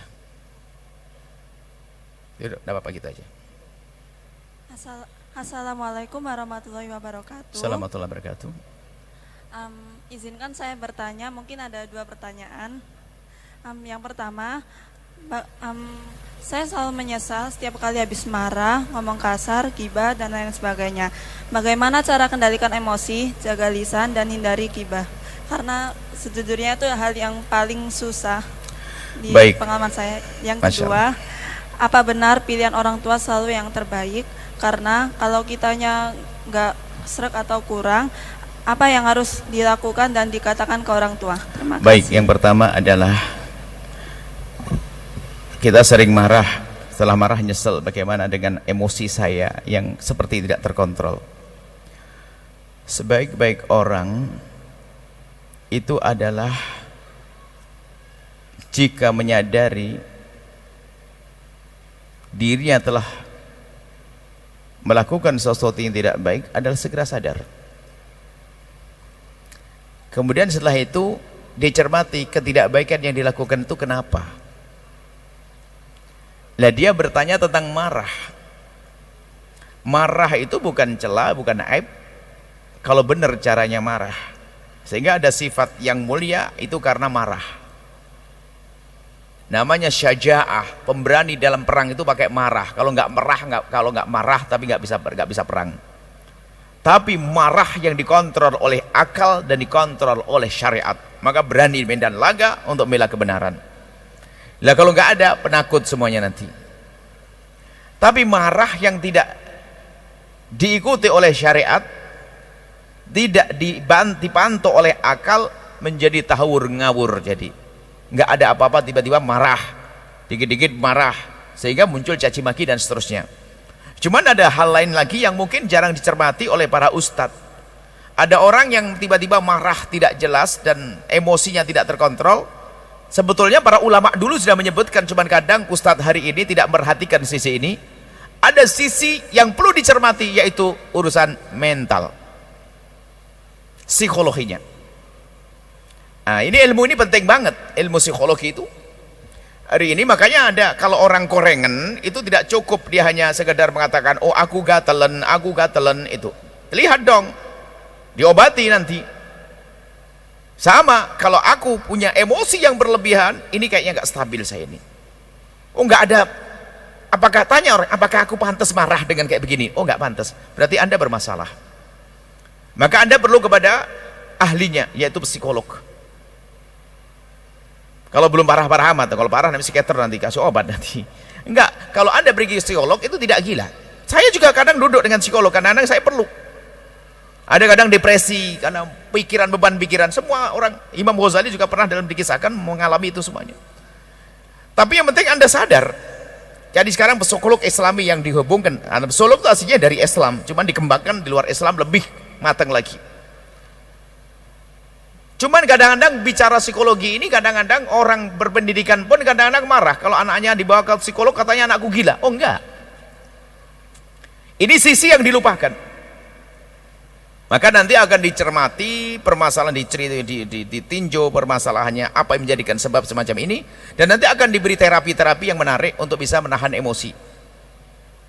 Memang ada ala bidzikrillah tatma'innul qulub, dengan banyak zikir dan sebagainya. Ya itu antara obatnya. Maksudnya apa? Semakin kita kuat kepada Allah, maka segala sesuatu akan mudah diselesaikan. Kan begitu, rumusnya kan sederhana. Tapi kalau ada dasarnya ada di mental kita yang bermasalah, depresi yang berlebihan, kemudian sampai menjadikan orang yang kalau marah tidak kira-kira, maka tolong itu segera dibawa ke psikolog untuk dibenahi. Dan ini ilmu harus dihadirkan, ilmu ini.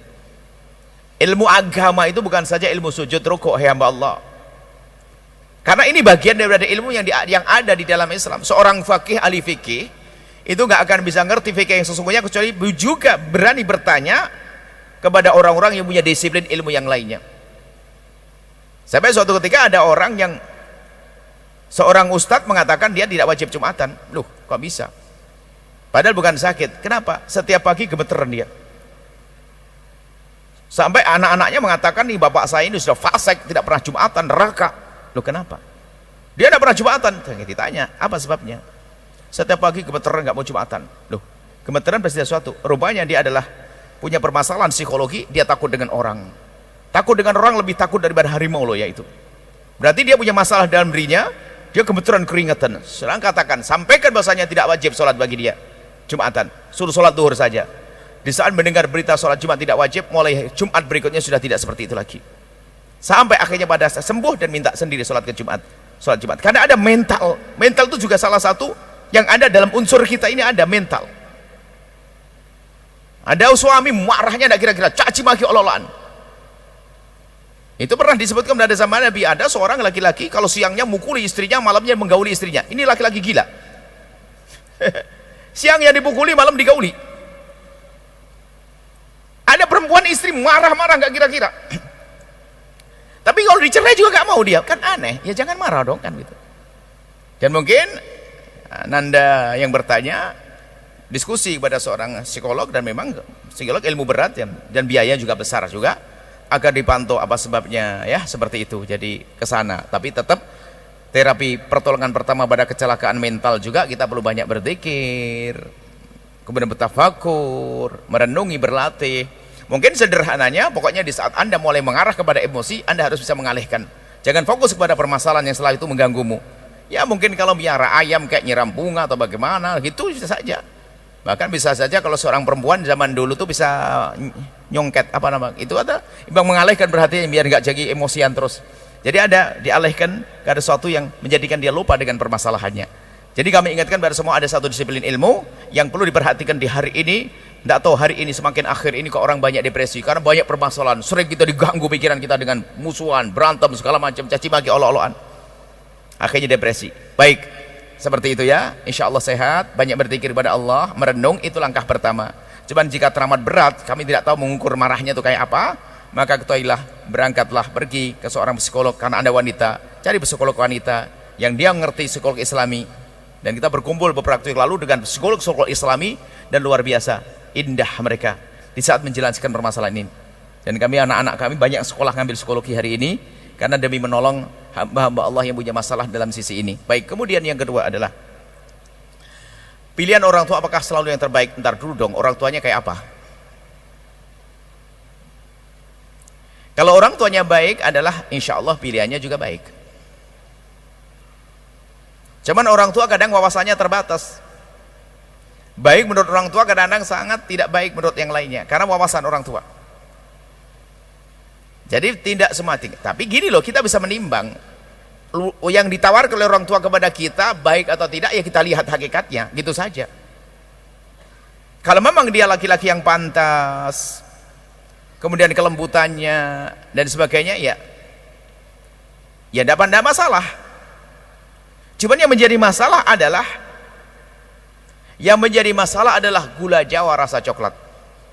Karena sudah terpesona dengan satu orang, biarpun ditawari lebih baik oleh orang tuanya, tetap saja mengatakan gula Jawa rasa coklat. Dunia seluas daun kelor, nggak mau, kalau tidak dengan dia saya nggak mau. Rata-rata penolakan seorang anak kepada pilihan orang tua yang baik adalah karena hatinya telah dirusak oleh dirinya sendiri, punya cinta sebelum waktunya. Ini makanya anak-anakku semuanya, adik-adikku, anak-anakku, punya program pendidikan dan cerita cinta. Ini akan kami giring anak-anak muda bagaimana mencintai, dan cinta itu sangat indah. Yang tidak indah pasti bukan cinta, bahkan cinta itu menjadikan yang tidak indah jadi indah, kan begitu ya. Pokoknya nanti kami hadirkan cinta, insya Allah di Surabaya ada waktunya anak-anak muda. Cuman tidak di masjid semacam ini, akan di sebuah tempat yang mungkin kita bikin suasana, yang setelah itu Anda keluarkan rudukan, saya harus dapat orang soleh, gitu loh. Saya dapat orang solehah nanti. Sudah kita mulai di Cirebon, mungkin ada sebagian YouTube kami ada sedikit tentang pendidikan dan cerita cinta, itu bagaimana mencintai yang benar, cara mencintai yang benar. Itu ada bagian ilmu harus dihadirkan. Nah, biasanya kalau sudah salah itu begitu. Kalau sudah terlanjur seneng sama orang, repot. Biarpun ditawarkan lebih bagus, nggak mau, mama. Pokoknya kalau tidak dia nggak mau, mending nggak usah menikah. Wah, ini kan kacau. Namanya gula Jawa rasa coklat. Itu kalau kata pepatah. Tapi ada seberapa lagi kata orang Surabaya, apa rasa coklat? Orang Surabaya juga yang ngomong itu. Nggak usah disebut. Seorang penyanyi Surabaya adalah rasa coklat. Nah. Jadi tolonglah, kalau pilihan orang tuamu pertimbangkan dengan matang. Di balik pilihan orang tuamu ada ridho Allah. Cuman yang benar. Kalau ternyata, ini penting juga, orang tuamu memilihkan pilihan yang tidak cocok, maka cara menyolaknya adalah dengan indah. Minta bantuan orang soleh untuk menelaknya, dengan catatan bukan karena Anda sudah terlanjur jatuh cinta pada orang lain. Anda tolak dengan cara yang lembut. Jangan bilang, Umi enggak mau, Anda menyakiti hati. Mungkin dengan bermacam-macam hujah yang indah. Umi, saya merindukan suami nanti seperti ini, Umi. Ya pokoknya saya tidak tahu orang itu kira-kira begitu enggak, Umi. Kalau tidak, ya akhirnya Umi akan mundur sendiri. Dan insya Allah semua orang tua akan merindukan yang terbaik. Ini adalah bab lain lagi ya, komunikasi yang baik antara ibu dan anak. Dan kami himbau kepada ingat kepada orang tua, ya. Jangan Anda memaksa calon pilihan. Pernah ada suatu ketika datang orang, ini pertanyaan, ada orang datang ke Rasulullah, ya Rasulullah, aku oleh orang tua aku dipaksa untuk menikah dengan si fulan, bagaimana? Dipanggil Rasulullah, kau jangan paksa anakmu untuk menikah dengan laki-laki yang kau inginkan, wahai orang tua. Ditegur. Setelah ditegur bagi Nabi, ya Rasulullah, baik, kami akan serahkan kepada anakku sekarang. Langsung sudah aku sampaikan kepada ayahmu. Apa kata perempuan solehah itu? Ya Rasulullah, sekarang aku baru mau dengan pilihan orang tuaku. Aku hanya, ternyata pada akhirnya mau juga. Kami hanya, ya Rasulullah, mengingatkan pada orang tua agar tidak sewenang-wenang, akan tapi sekarang aku menjadi patuh dengan orang tuaku. Nah, pada akhirnya mau juga.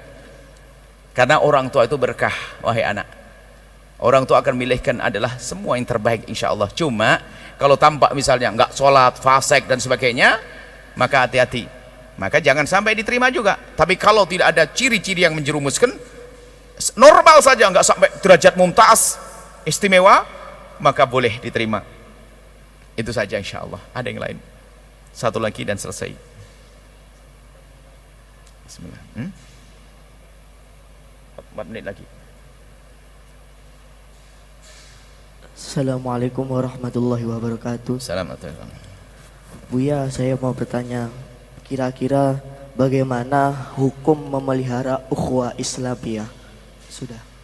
Syukuran. Hukum memelihara Islamiyah wajib, harus. Hari ini yang kami sampaikan memelihara ukhuwah wajib, jiddan wajib. Makanya ada ilmunya nanti, menata hati, memaafkan, jangan mandang orang merendahkan, harus dong. Ukhuwah tidak di lisan, tapi dalam perilaku akhlak yang mulia. Rasanya ukhuwah tapi sambil mencaci, tidak menghargai orang lain, ukhuwah bohong tuh. Ya, ukhuwah itu dengan rasa. Ukhuwah itu meningkatkan akhlak mulia. Sampai di situ. Ukhuwah itu dari dalam cinta. Itu yang akan kita bahas nanti. Wajib dong. Menyuruh ukhuwah Islamiyah sambil mencaci maki. Ukhuwah Islamiyah. Ayo gitu. Sama suatu ketika ada orang tanya ke Buya, bukan ukhuwah. Buya, gimana ini kita dengan Palestina ini? Gimana orang-orang tidak peduli Palestina? Tak dan sederhana. Ente sedekah belum untuk Palestina? Diam dia. Enggak keluar duit. Jadi maksudnya apa? Kita perlu serius dengan hati kita. Bangun ukhuwah kita mulai dari teman kita, saudara kita. Ternyata ukhuwah itu di antara kita memahami bagaimana kita menahan jika kita dicaci tidak membalas dengan cacian. Kita tidak diolok tidak membalas dengan olokan. Kita difitnah, kita tidak membalas dengan fitnah. Kita didolimi, tidak membalas dengan kedoliman. Itu termasuk salah satu topik yang harus kita hadirkan. Bagaimana kita menjadi orang hebat. Dicaci, saya tidak pernah peduli dengan dia. Diolok, kenapa saya pusing? Wah ini. Kalau belajar ilmu ini aja kok susah. Ilmu terpenting hari ini, insya Allah pertemuan yang akan datang, insya Allah. Karena memberi bagaimana kita menjadi orang yang kuat, kebal, dicaci, nggak pernah peduli dia. Bahkan doakan, ya Allah, dia mencaciku. Semoga dapat istri yang solehah. Nah gitu. Semoga istrinya tambah baik. Itu aja kok pusing banget. Rezekinya banyak. Apa sih susahnya doain orang baik coba? Ayo, bisa enggak? Anda dicaci, dimarahin sama orang, dizolimin sama orang. Doain kebaikan saja. Kalau dikabulkan jadi baik dia. Ilmu kebaikan, ilmu kebenaran ternyata logis sekali. Logis. Coba Anda dizolimi sama orang. Diambil duitnya. Difitnah. Ayo, kalau ilmu dendam langsung kurang ajar, penggalernya. Tapi kalau ilmu akhlak apa? Maafkan dia, doakan. Gak bisa, daripada doain dia, doain diri sendiri. Iya, ini sudah mulai egois nih. Doakan dia, coba pilih mana? Kau kutuk dia atau kau doain? Gini. Kalau kau kutuk, dia tambah jahat, besok wah kau dirampok. Kalau kau doain dengan doa baik, dia tobat, wah jadi sahabat karib dan dia, wah kan enak, lu doain dengan gampang, logis kan? Mau berbuat baik kok susah banget, mau damai kok susah, dendam dituruti, apa itu? Ustadz kurang dendam sama ustadz, serem lu, teman-teman. Pokoknya kita harus masuk neraka bareng-bareng. Doa ini sih, ustadz cici maki, tidak masuk. Baik ya, ukhuwah nomor 1. Saya tambah 3 pertanyaannya, 3 laki atau perempuan, saya tidak mau tutup mata saya biar adil, nanti saya terserah kok, biar bukan aturannya. Oh ini kalau menunjuk laki-laki namanya waris, 2 laki 1 perempuan. Kalau menunjuk birrul walidain 3 perempuan 1 laki-laki. Nah ini hari ini bicara waris nih. Silakan.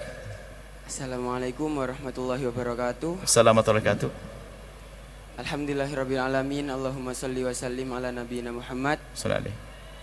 Terima kasih Buya telah memberikan kesempatan untuk bertanya. Kami di sini insya Allah pertanyaannya juga akan mewakili para pemuda dan pemudi, yakni mengenai bagaimana Buya cara untuk benar-benar menstabilkan atau bahkan meningkatkan keimanan dan ketakwaan di masa muda, kemudian cara untuk mengontrol diri dari pengaruh negatif pergaulan yang kurang baik, dan juga menghindari sejauh-jauhnya dari nafsu yang bergejolak pada saat masa muda. Jazakumullahu khairan Buya. Wassalamualaikum warahmatullahi wabarakatuh. Assalamualaikum. Pertanyaan yang luar biasa penting dari seorang anak muda. Ini pertanyaan ini adalah gaya Nabi Adam, insaf. Rabbana dzalamna anfusana, itu. Ini sih. Jadi yang pertama, jangan jauh dari Allah dengan memaksakan kita untuk punya amalan-amalan yang mendekatkan diri kepada Allah. Harus kita paksakan. Untuk sholat oke, pasti 5 waktu. Tapi Anda harus punya waktu tengah malam lah untuk ngambil 5 rakaat. Biasakan anak muda. Qobliyah ba'diyah sebisa mungkin. Kemudian ini yang perlu kami hadirkan, membiasakan dengan berzikir kepada Allah. Ala bi dzikrillah tatmainnul qulub. Berbanyaklah menyebut nama Allah. Biasakan dengan itu semuanya. Ini langkah pertama. Jadi mendekatkan diri Allah itu penting. Dan karena itu bisa dilakukan oleh siapa saja dan kapan saja. Kalau betul biasa, buat program. Gimana caranya? Aku bersolawat sehari berapa kali? Biasakan. Tapi jangan sampai di sini. Sampai di sini. Ada lanjutannya apa? Ini kan urusan spesial antara kita dengan Allah, minta pertolongan khusus kepada Allah. Yang kedua adalah berusaha sesuai dengan Allah beri petunjuk. Yang menjadikan kita bisa istiqomah, dalam akhlak, dalam iman adalah yang berikutnya adalah kawan. Loh, kawan kita malas tuh malas. Kita mau sholat, besok aja lah, nanti aja lah. Mau sholat nanti aja, mau bangun malam nanti aja, bentar bilang subuh aja deh. Berkawan sama orang pelit, kotoran pelit. Itu ngapain sih bantu-bantu? Nah, nggak jadi bantu. Jadi kawan itu cari kawan yang baik, cerdas. Jangan sombong, wah aku akan pengaruhi dia. Enggak, kita yang terpengaruh. Sebab karakter itu saling mencuri. Sehingga kadang kita bisa mengambil karakter orang tanpa kita sadari. Jadi kawanmu harus orang baik. Maka mengambil lingkungan yang baik, tadi kita bicara pondok pesantren dan sebagainya, itu maksudnya apa? Milih lingkungan yang baik. Al-mar'u ala dini khalilihi. Jadi kawanmu siapa, bergaulmu dengan siapa, itu penting banget. Jika kita bergaul dengan orang yang tidak baik, akan ke bawah tanpa kita sadari. Halus sekali pengaruh mempengaruhi itu. Nah, kemudian itu kawan dari benda hidup. Ternyata ada yang harus diperhatikan, kawan dari benda mati. Kawan dari benda mati. Bagaimana urusanmu dengan handphonemu? Urusanmu dengan laptopmu? Itu ada hubungannya dengan apa? Yang merusak akhlak hati kita dengan mata. Sama pendengaran. Apa yang kita lihat? Maka pastikan anak muda harus bisa menjaga diri. Kalau tua jelas dong harus. Yang muda ini yang bergolak syahwatnya, jangan mengikuti dengan pandangan-pandangan yang kotor. Hati-hati, pandangan kotor merusak. Melihat sesuatu yang tidak pantas di handphone, laptop, ini pembahasan khusus kita hadirkan.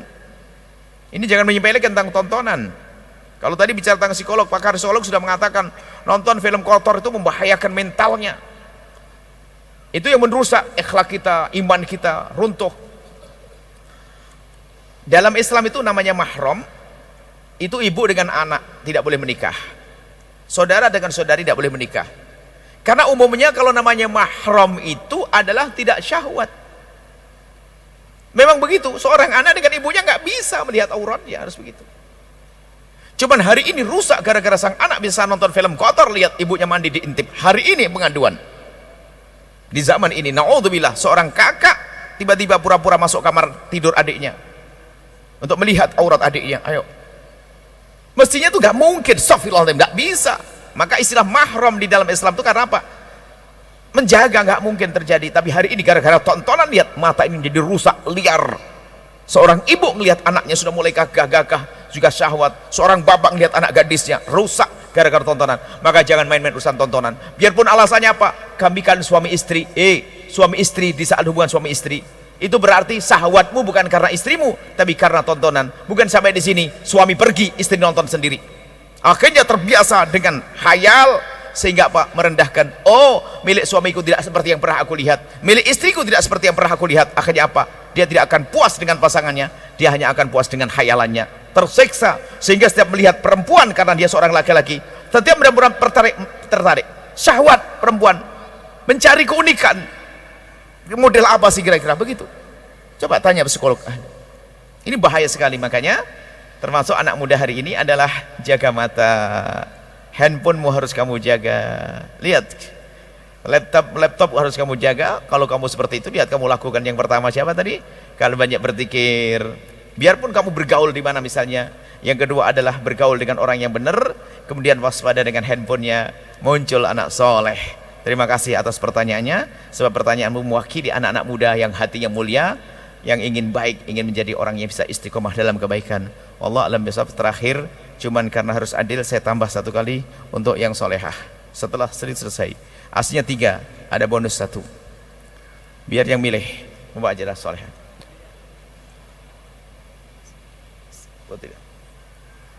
Ada berdiri cara biar adil, supaya tidak melihat ke sini. Berdiri kalau memberi, biasakan kita bersifat adil. Jadi yang mana lebih dulu tadi didahulukan, supaya tidak.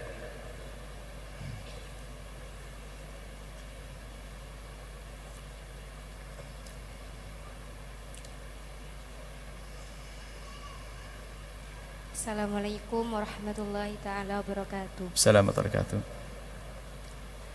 Saya mau bertanya, apa yang harus saya lakukan ketika saya tahu aib seorang guru saya sendiri, sedangkan saya manusia biasa yang mempunyai rasa kecewa? Katailah, Siapapun kalau kita melihat aibnya seseorang, ingat. Jadi gini, pertama Anda jangan biasa mencari-cari kekurangan orang. Satu.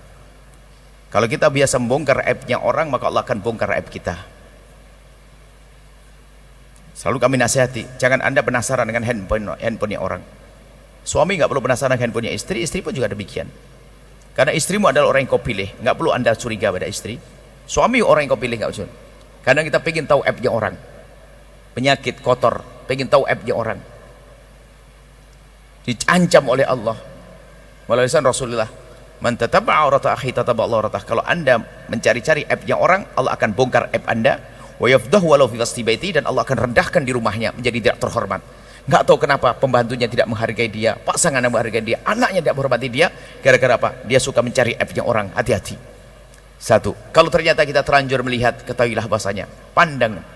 Pertama, kalau sudah Anda melihat aibnya orang, awas jangan cerita ke siapapun dari hamba Allah.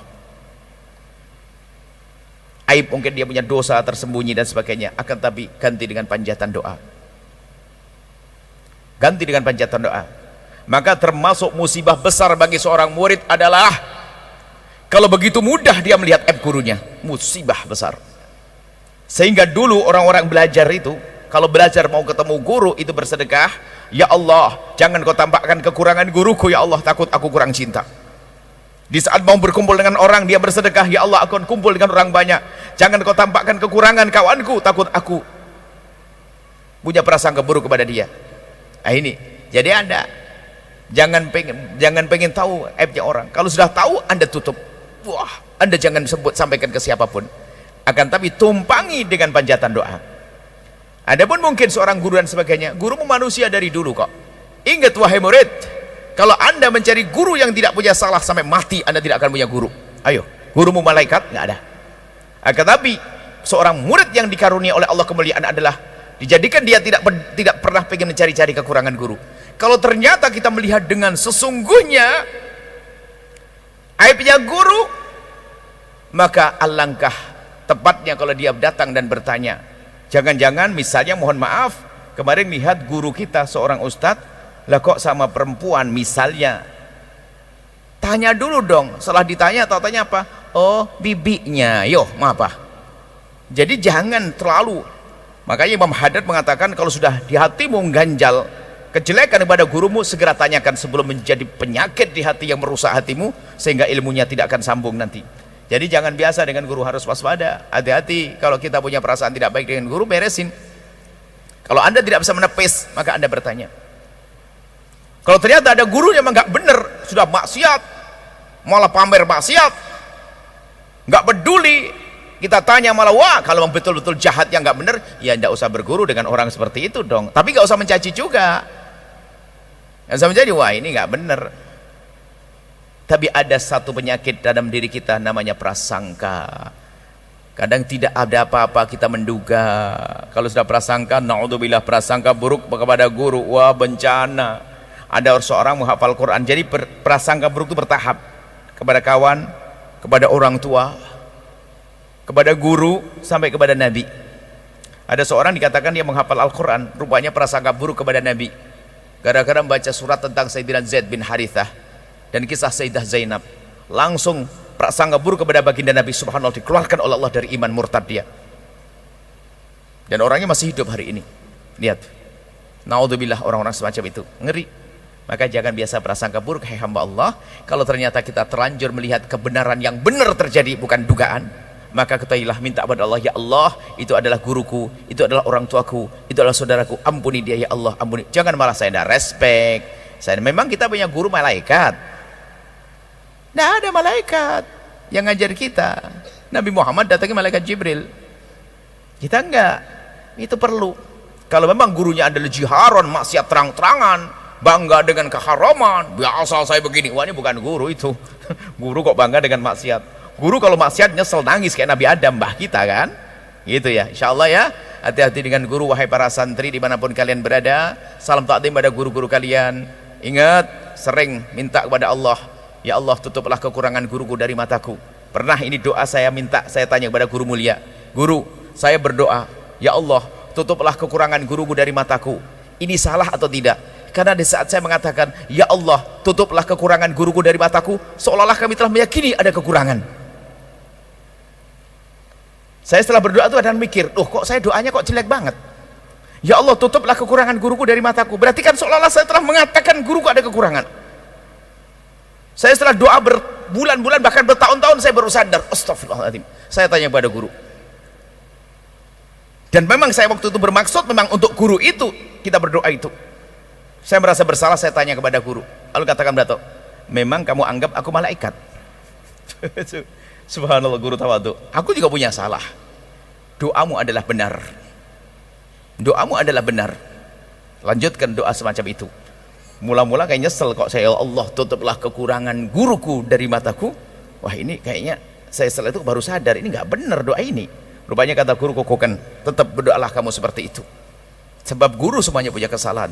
Tapi manusia, seorang murid yang dimuliakan Allah adalah di saat ditutup dari kekurangan seorang guru. Ini saja. Terima kasih. Semoga ini pertemuan cinta di antara kita. Akan terjalin satu keindahan setelah ini. Pertemuan demi pertemuan. Ya. Dan insya Allah. Dan mohon maaf, majelis kami biasanya jam 9.30 sudah selesai. Biar yang ke kantor esok hari bisa. Oke. Sampai jam 10. Pengen jam 10, ternyata ada bonus pertanyaan yang ketiga terakhir, sehingga jam 10.14, mohon maaf kemalaman. Semoga besok ke kantor bisa bekerja, jangan telat gara-gara ngaji, akhirnya haram nanti rezekinya ya. Tetap insya Allah pengajian kami di mana-mana adalah pendek, tidak boleh lebih dari 1,5 jam. Itu sudah kepanjangan banget ya. Kalaupun kurang, biar tetap jadi rindu di antara kita. Kalau banyakkan kan enak ya. Insya Allah. Bismillahirrahmanirrahim. Alhamdulillahirrahmanirrahim. Allahumma salli ala habibina Sayyidina Muhammad wa ala Sayyidina Muhammad. Allahumma ya Allah, pandang kami dengan kasih sayang dan cinta darimu ya Allah. Berikan kepada kami segala kebaikan di dunia dan di akhirat. Ya Allah, wahai Zat yang maha kasih, Engkau maha tahu tentang keadaan kami. Kami mohon ya Allah, seperti Engkau pertemukan jasad kami saat ini, pertemukan hati kami dalam cinta karenamu ya Allah. Dan kami mohon ya Allah, jadikan kami hamba yang saling mencintai karenamu. Jauhkan kami dari kebencian, jauhkan kami dari dengki, jauhkan kami dari dendam kepada sesama kami. Maka kami mohon ya Allah, jika ada orang berbuat salah kepada kami, jika ada orang menyakiti kami, jika ada orang zalim pada kami, jika ada orang aniaya kepada kami, jika ada orang menfitnah kami, jika ada orang menggunjing kami, jika ada orang prasangka buruk kepada kami mohon ya Allah, jangan hukum dia ya Allah, karena dia umat kekasihmu Nabi Muhammad ya Allah. Ampuni dia ya Allah. Kami telah memaafkan dia, maka maafkan ya Allah, dan hentikan dari kezalimannya. Sungguh kami tidak rela jika ada orang masuk neraka karena berbuat salah kepada kami. Tidak ya Allah, kami memaafkan mereka dan lapangkan hati kami. Jadikan kami orang yang mudah memaafkan kesalahan daripada hamba-hambamu ya Allah. Jauhkan kami dari sifat dendam dan benci dengki ya Allah. Dan kami mohon ya Allah, jauhkan kami ya Allah. Ya Allah, kami mohon tutup kekurangan saudara-saudari kami dari mata kami. Ya Allah, tutuplah kekurangan guru kami dari mata kami. Kami tidak ingin melihat kekurangan orang tua kami, kekurangan guru-guru kami, kekurangan saudara-saudara kami ya Allah. Kami tidak ingin melihat itu semua ya Allah. Dan jika ada di antara mereka yang telah kami lihat kekurangan mereka, kami mohon jadikan kami melupakan itu semua ya Allah, sehingga tidak akan tertinggal di pikiran dan otak kami ya Allah. Kami tidak ingin mengingat itu semuanya. Dan kami mohon ampuni mereka, berikan segala kebaikan ya Allah, berikan segala kebaikan. Dan kami mohon ya Allah, ya Allah, ya Allah, jika ada orang yang tersakiti hatinya oleh kalimat kami, yang tersakiti hatinya oleh lesan kami mohon ya Allah, ganti dengan kebahagiaan ya Allah, ganti dengan kemuliaan, dan ampuni lesan kami. Dan kami mohon ya Allah, ya Allah, wujudkan keindahan dalam rumah tangga kami, suami istri yang saling mencintai karenamu, dengan anak yang soleh salehah yang dibanggakan oleh kekasihmu Nabi Muhammad. Dan kami mohon di majelis mulia ini, kami mohon ya Allah, tambahkan kecintaan kami kepada pasangan kami, tambahkan kecintaan kami kepada pasangan kami ya Allah. Jangan kau kurangi sedikit pun ya Allah. Kami takut kurang mengabdi ya Allah. Dan tutup kekurangan pasangan kami di mata kami ya Allah. Tampakkan kelebihan, tampakkan kebaikan ya Allah, agar kami semakin cinta dan kasih kepada pasangan kami. Dan kami mohon jika ada di antara yang hadir ini adalah suami yang pernah berselisih atau mandang pasangannya dengan rendah dan picik, kami mohon di majelis mulia ini lembutkan hati mereka Dan kami mohon ya Allah, sehatkan pandangan mereka dengan pandangan cinta ya Allah. Jangan sampai hidup mereka dengan penuh percekcokan, perselisihan. Kami mohon berkat majelis mulia, ganti dengan cinta dan keindahan ya Allah. Dan yang belum menikah dan punya hajat untuk menikah, kami mohon mudahkan mereka ya Allah untuk mendapatkan pasangan orang-orang mulia yang Kau muliakan, yang menjadi sebab mereka mulia di dunia dan di akhirat ya Allah. Kami mohon ya Allah, ampuni orang tua kami dan guru-guru kami ya Allah. Berikan kasih sayang-Mu kepada mereka ya Allah. Anak-anak kami, jaga mereka ya Allah. Anak-anak kami, pandang mereka dengan kasih sayang-Mu. Jaga mereka, muliakan mereka ya Allah. Jauhkan mereka dari pergaulan yang salah ya Allah. Ya Allah, jadikan kami dengan anak kami dengan guru kami dengan murid kami dengan santri kami ya Allah, kami semua ya Allah, jadikan ahli surga-Mu.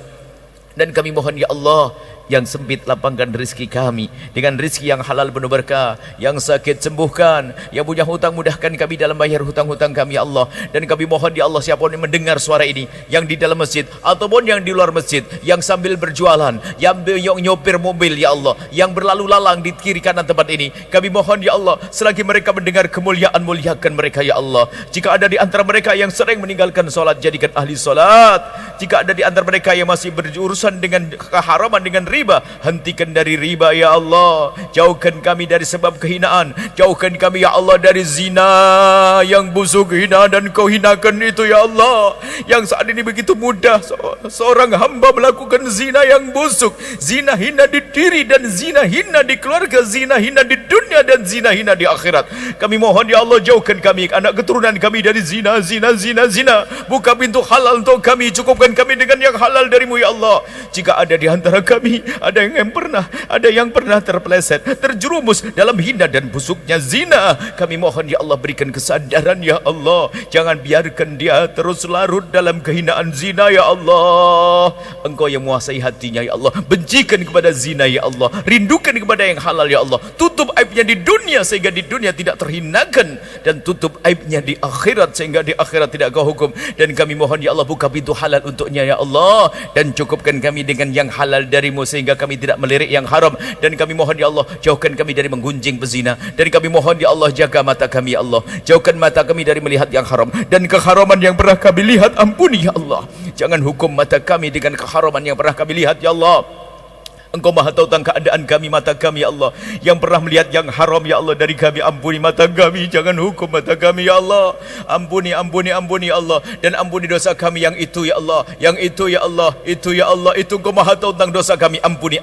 Dan kami mohon jauhkan kami dari memutus tali persaudaraan karena rebutan waris yang saat ini banyak terjadi, kakak adik berebut waris ya Allah. Itulah neraka yang berjalan di atas bumi. Maka kami mohon, jika ada di antara yang hadir hamba-Mu yang bermusuhan dengan saudara karena waris, berebut waris, kami mohon lembutkan hati mereka berkat majelis mulia ini. Kembalikan mereka ke rumah mereka dengan cinta, sehingga mereka ya Allah indah dengan saudara, tidak berebut waris, dan akan mengembalikan pada yang berhak ya Allah. Sungguh kami tidak rela jika ada hamba-hamba yang berkumpul di taman surga lalu masuk neraka-Mu ya Allah. Kami mohon ya Allah, jaga negeri ini ya Allah, jadikan kami juru damai di negeri ini ya Allah. Jauhkan ya Allah negeri ini dari pertumpahan darah, dari permusuhan, dan kami mohon jauhkan negeri ini dari orang-orang ya Allah yang buat kerusakan di muka bumi. Dan kami mohon jadikan kami juru damai di negeri ini ya Allah, juru damai di negeri ini. Dan kami mohon kirimkan untuk kami pemimpin yang jujur, yang tulus ya Allah, yang cinta umat kekasih-Mu Nabi Muhammad. Engkau maha tahu dan kami tidak tahu, Engkau maha kuasa untuk mengangkat mereka, dan kami tidak punya kekuasaan. Kami mohon pilih hamba-hamba terkasih-Mu, dan kami mohon ya Allah, berikan pertolongan kepada saudara-saudari kami yang ada di Palestina, dan berikan kepada kami kesempatan ya Allah untuk membantu mereka dengan apapun yang Kau berikan kepada kami ya Allah. Dan kami mohon ya Allah, jangan Kau jadikan ini pertemuan terakhir kami di dunia ya Allah. Kami ingin masih bertemu dan bertemu dan bertemu dan bertemu di dunia dengan indah dan indah dan indah dan indah, hingga kelak bertemu di dunia ya Allah, di akhirat ya Allah, bersama kekasih-Mu Nabi Muhammad ya Allah. Hilangkan benci dengki di antara kami ya Allah, hilangkan kesombongan di antara kami ya Allah. Dan kami mohon, jika ada di antara yang hadir orang yang berikan kekayaan ya Allah, kami mohon jangan mereka terjerumus dengan kekayaannya. Jadikan mereka orang kaya ahli surga, yang punya jabatan jadikan orang punya jabatan, yang punya jabatan ahli surga ya Allah. Yang sempit rezeki lapangkan, jauhkan kami dari berbuat zalim, jauhkan kami dari terburuk ya Allah. Dan kami mohon panjangkan umur kami dalam ketaatan serta sehat walafiat.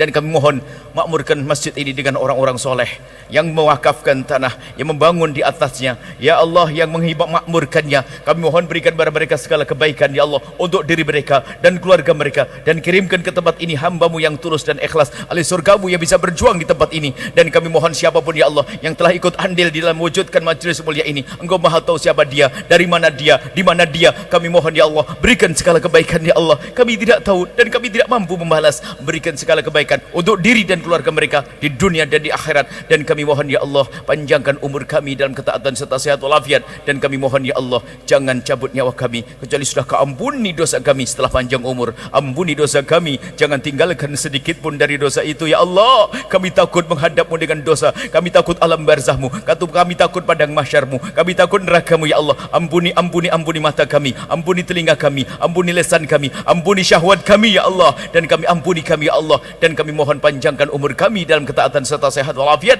Berikan kepada kami semua husnul khatimah, husnul khatimah, husnul khatimah, mati dalam keadaan iman. Dan kami mohon ya Allah, jadikanlah ucapan kami di akhir hayat kami kelak, saat Kau hendak mencabut nyawa kami ingin saat itu ya Allah, hati dan lidah kami mampu mengucapkan kalimat agung dan mulia, la ilaha illallah sayyidina Muhammad Rasulullah, la ilaha illallah sayyidina Muhammad Rasulullah, la ilaha illallah sayyidina Muhammad Rasulullah sallallahu alaihi wasallam. Rabbana atina fid dunya hasanah wa fil akhirati hasanah wa qina adzabannar. Wa sallallahu alaihi sayyidina Muhammadin wa ala alihi washabihi wasallam. Walhamdulillahirabbil alamin. Al-Fatihah.